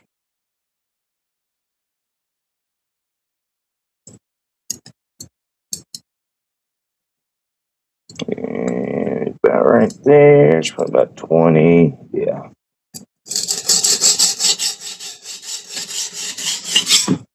Whoa. See a stone move on me? It slipped on the table. That could have got me cut. Looking up at the damn chat. That's a bad idea.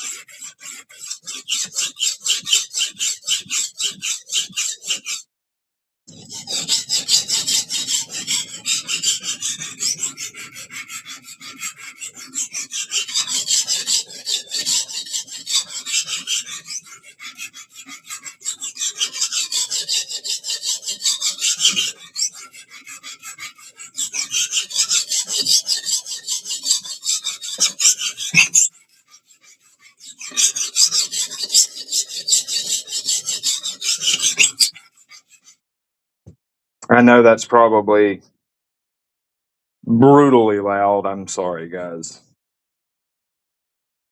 I dressed out some sharks and thrashers. Yeah, I mean it's trigger skin fish is even beyond that of like sharks. Their skin is insane. Like a triggerfish, you could take this knife and try to stab into him. I guarantee you wouldn't. I guarantee you, if you just went like that, you're not going to penetrate that fish's scales. I mean, you're not going to penetrate its skin.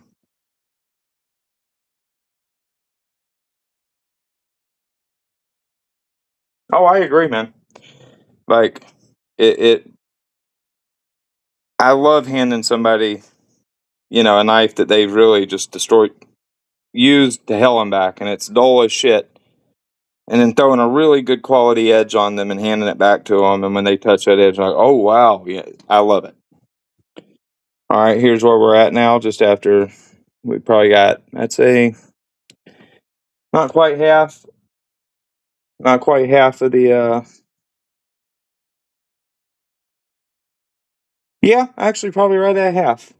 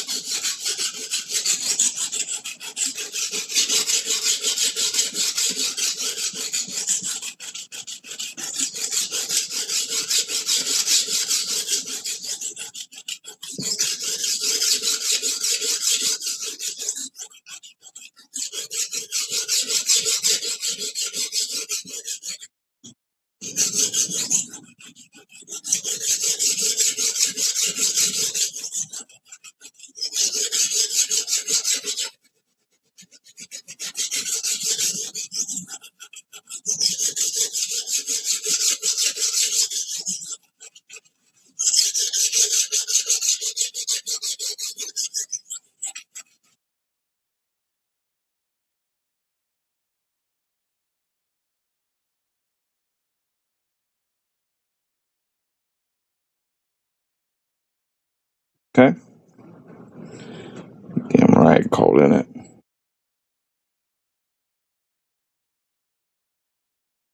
Oh, yeah, we're getting them out big time.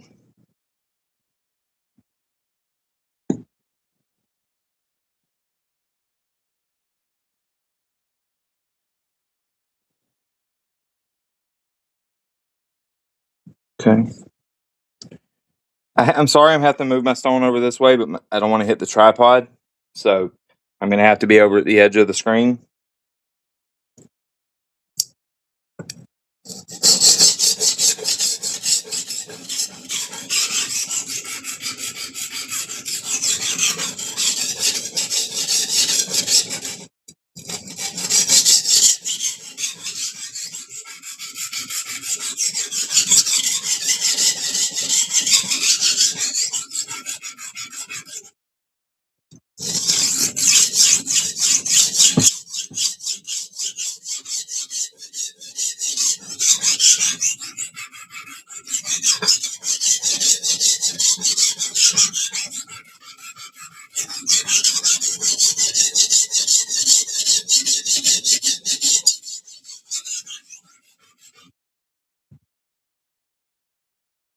All right, James. Thank you for coming and hanging out, brother. All right, there's where we're at. And probably a little more than a quarter left.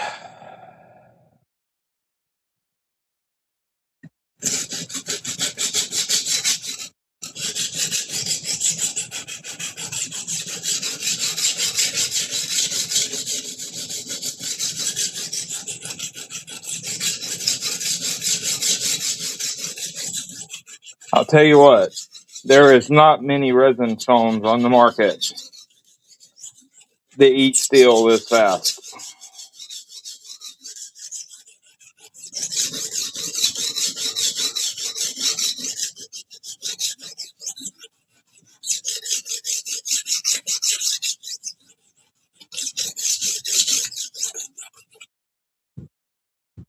Like, there's not many resin stones that are capable of removing steel at this rate. There's where we're at now. Almost gone. On this side.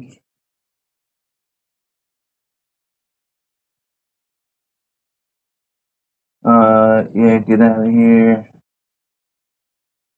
That's funny. Bump you to number 2.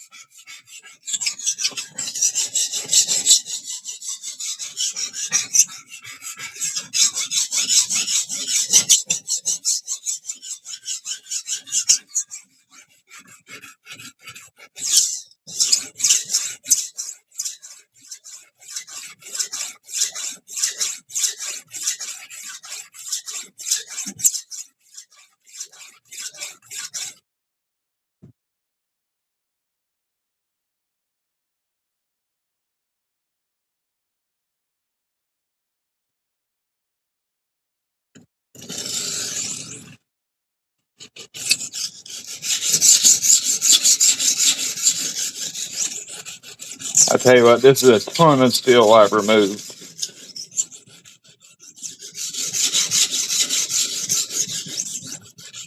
Keep in mind, this is like a 14-inch blade.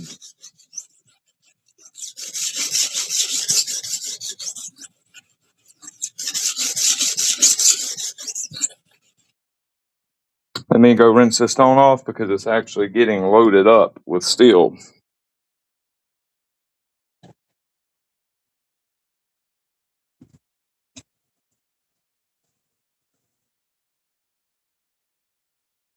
And what's crazy?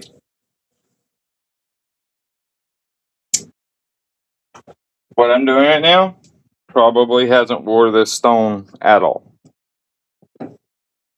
Like, if I was to take calipers to it, there's not a measurable difference in thickness right now. Or there's no dishing or anything. I may have a teeny bit of diamond tear out from how much pressure I'm using. But even that's kept to a minimal because of this right here.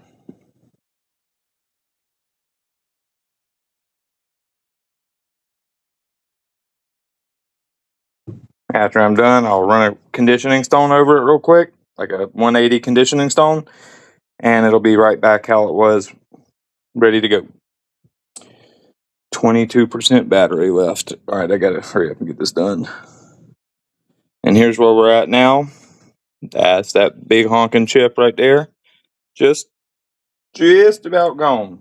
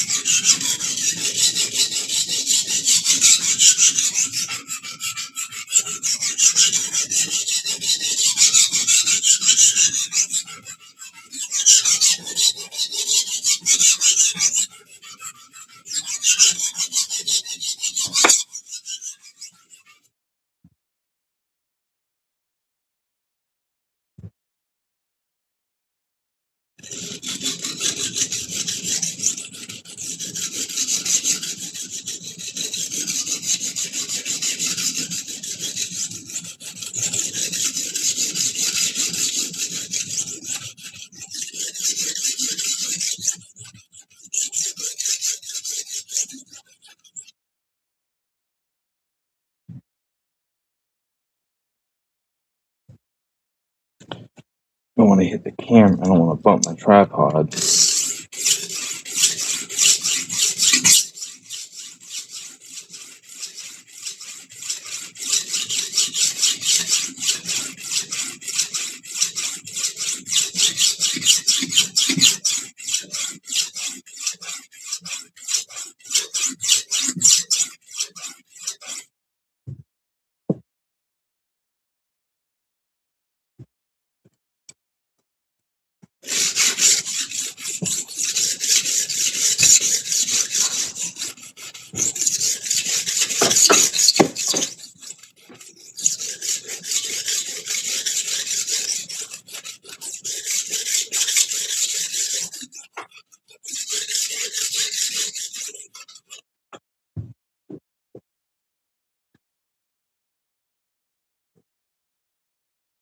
Oh, it's almost sharpened out.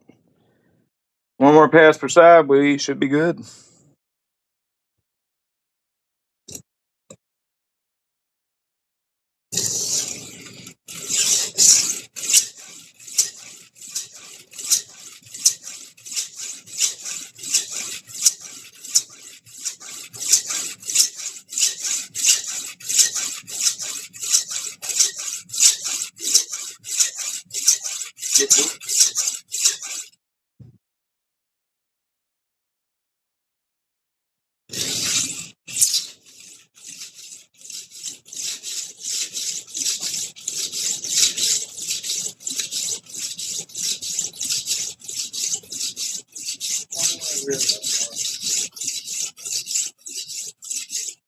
That probably did it. We should be good now. And we are chipless. There's where we're at. Oh yeah, beautiful.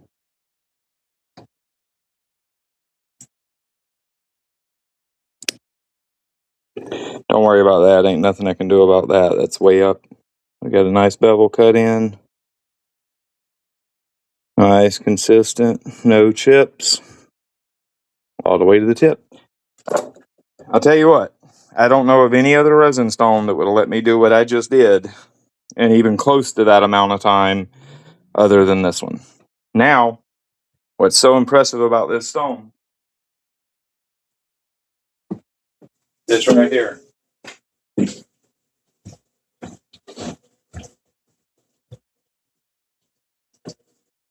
To get this stone back exactly how it was when I first started using it,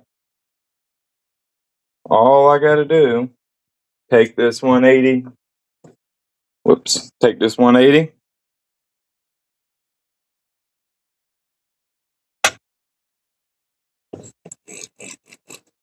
and simply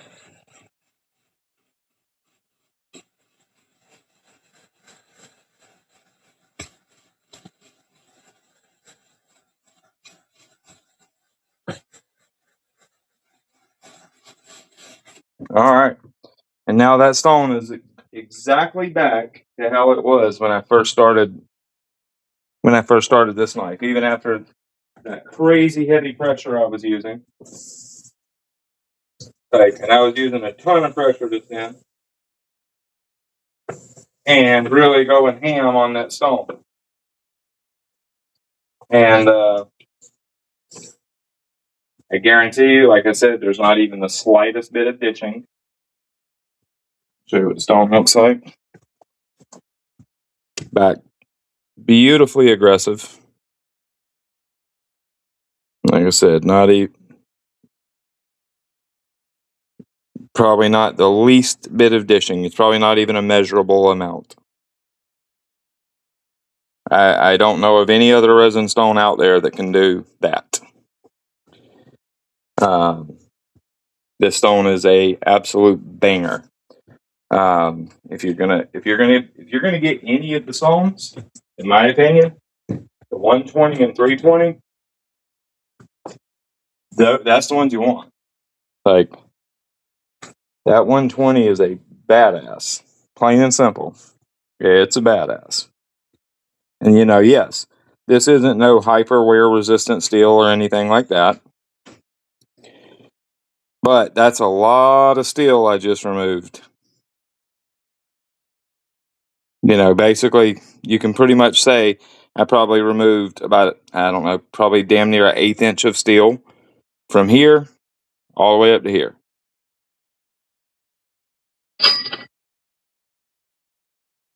Like that was a ton of steel removed in that, what, 20 minutes. My outside of going to like like that 80 grit CBM plate, or like this, going to this 50 grit Forever 23 plate, resin stone. I I don't really know what else I could do it on. An Atoma 140 probably would be close to that quick. Um, I doubt it would be any faster. Or like a maybe a Shapton Kormaku 120. But I'd be having to, I'd be having to take a conditioning stone over it probably 20 times in that much steel removal. Like that GSK or GKS 120 is a absolute badass. Yeah, for tip repair, absolutely. It's a re-tipping machine.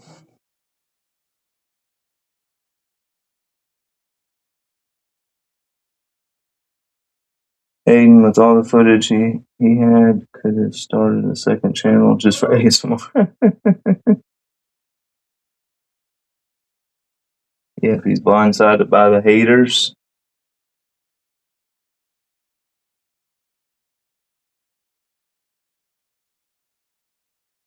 Yeah, and you could clearly hear that, Todd. If you noticed how aggressive it was when it started out, and you start hearing it tame down towards the end, it says I'm getting everything nice and consistent, getting them all that edge damage out.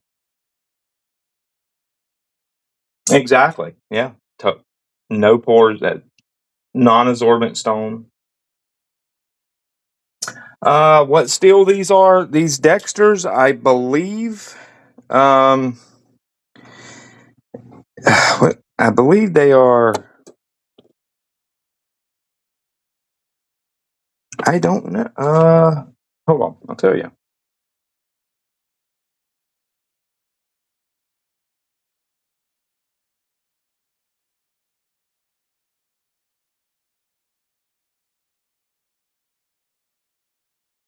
They are. Yeah, I thought that's what it was. It's called Dex steel. Yeah, basically it's a proprietary steel. I thought it was called like DX10 or something like that. I know they run at 57. I believe around 57, 50, yeah, 57 HRC, 56, 57, or 57, 58, something like that. Um, it's, I would compare it to like, wear resistance wise, like say probably 4116, something around there. Yeah. 440C, yeah, it may be something along those lines.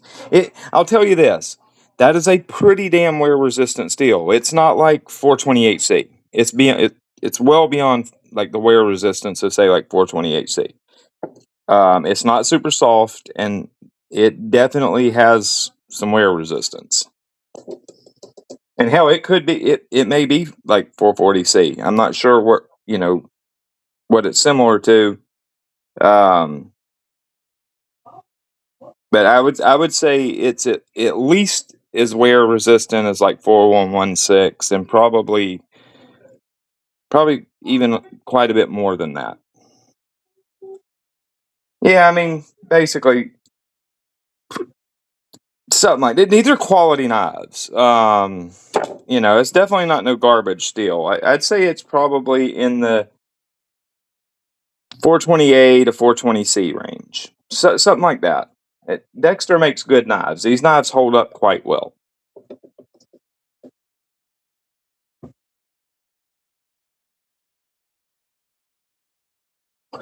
But like that was, I just spent probably 20 something minutes on that, and on that incredibly fast cutting stone. Like, say if that was like 420HC or something like that, it would have went a lot faster than that. Like that there is some decent wear resistance to this steel. It's not nothing crazy, but it certainly has some wear resistance. But all right, guys, I got to get going. I've actually got to go pick my daughter up.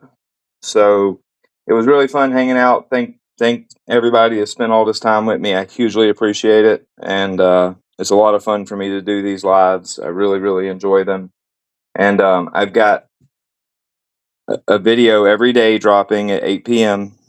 all this coming week, and there's some pretty cool videos. There's a few pretty cool videos.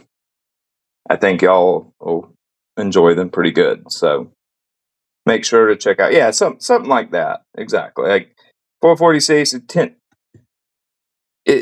It's probably in that 420A to 420C range. Figure, you know, that OS 8 to OS 10 range, something like that. You know, not it's not no overly wear resistant steel. I wouldn't say it's as wear resistant as 440C, but it's not far off of it.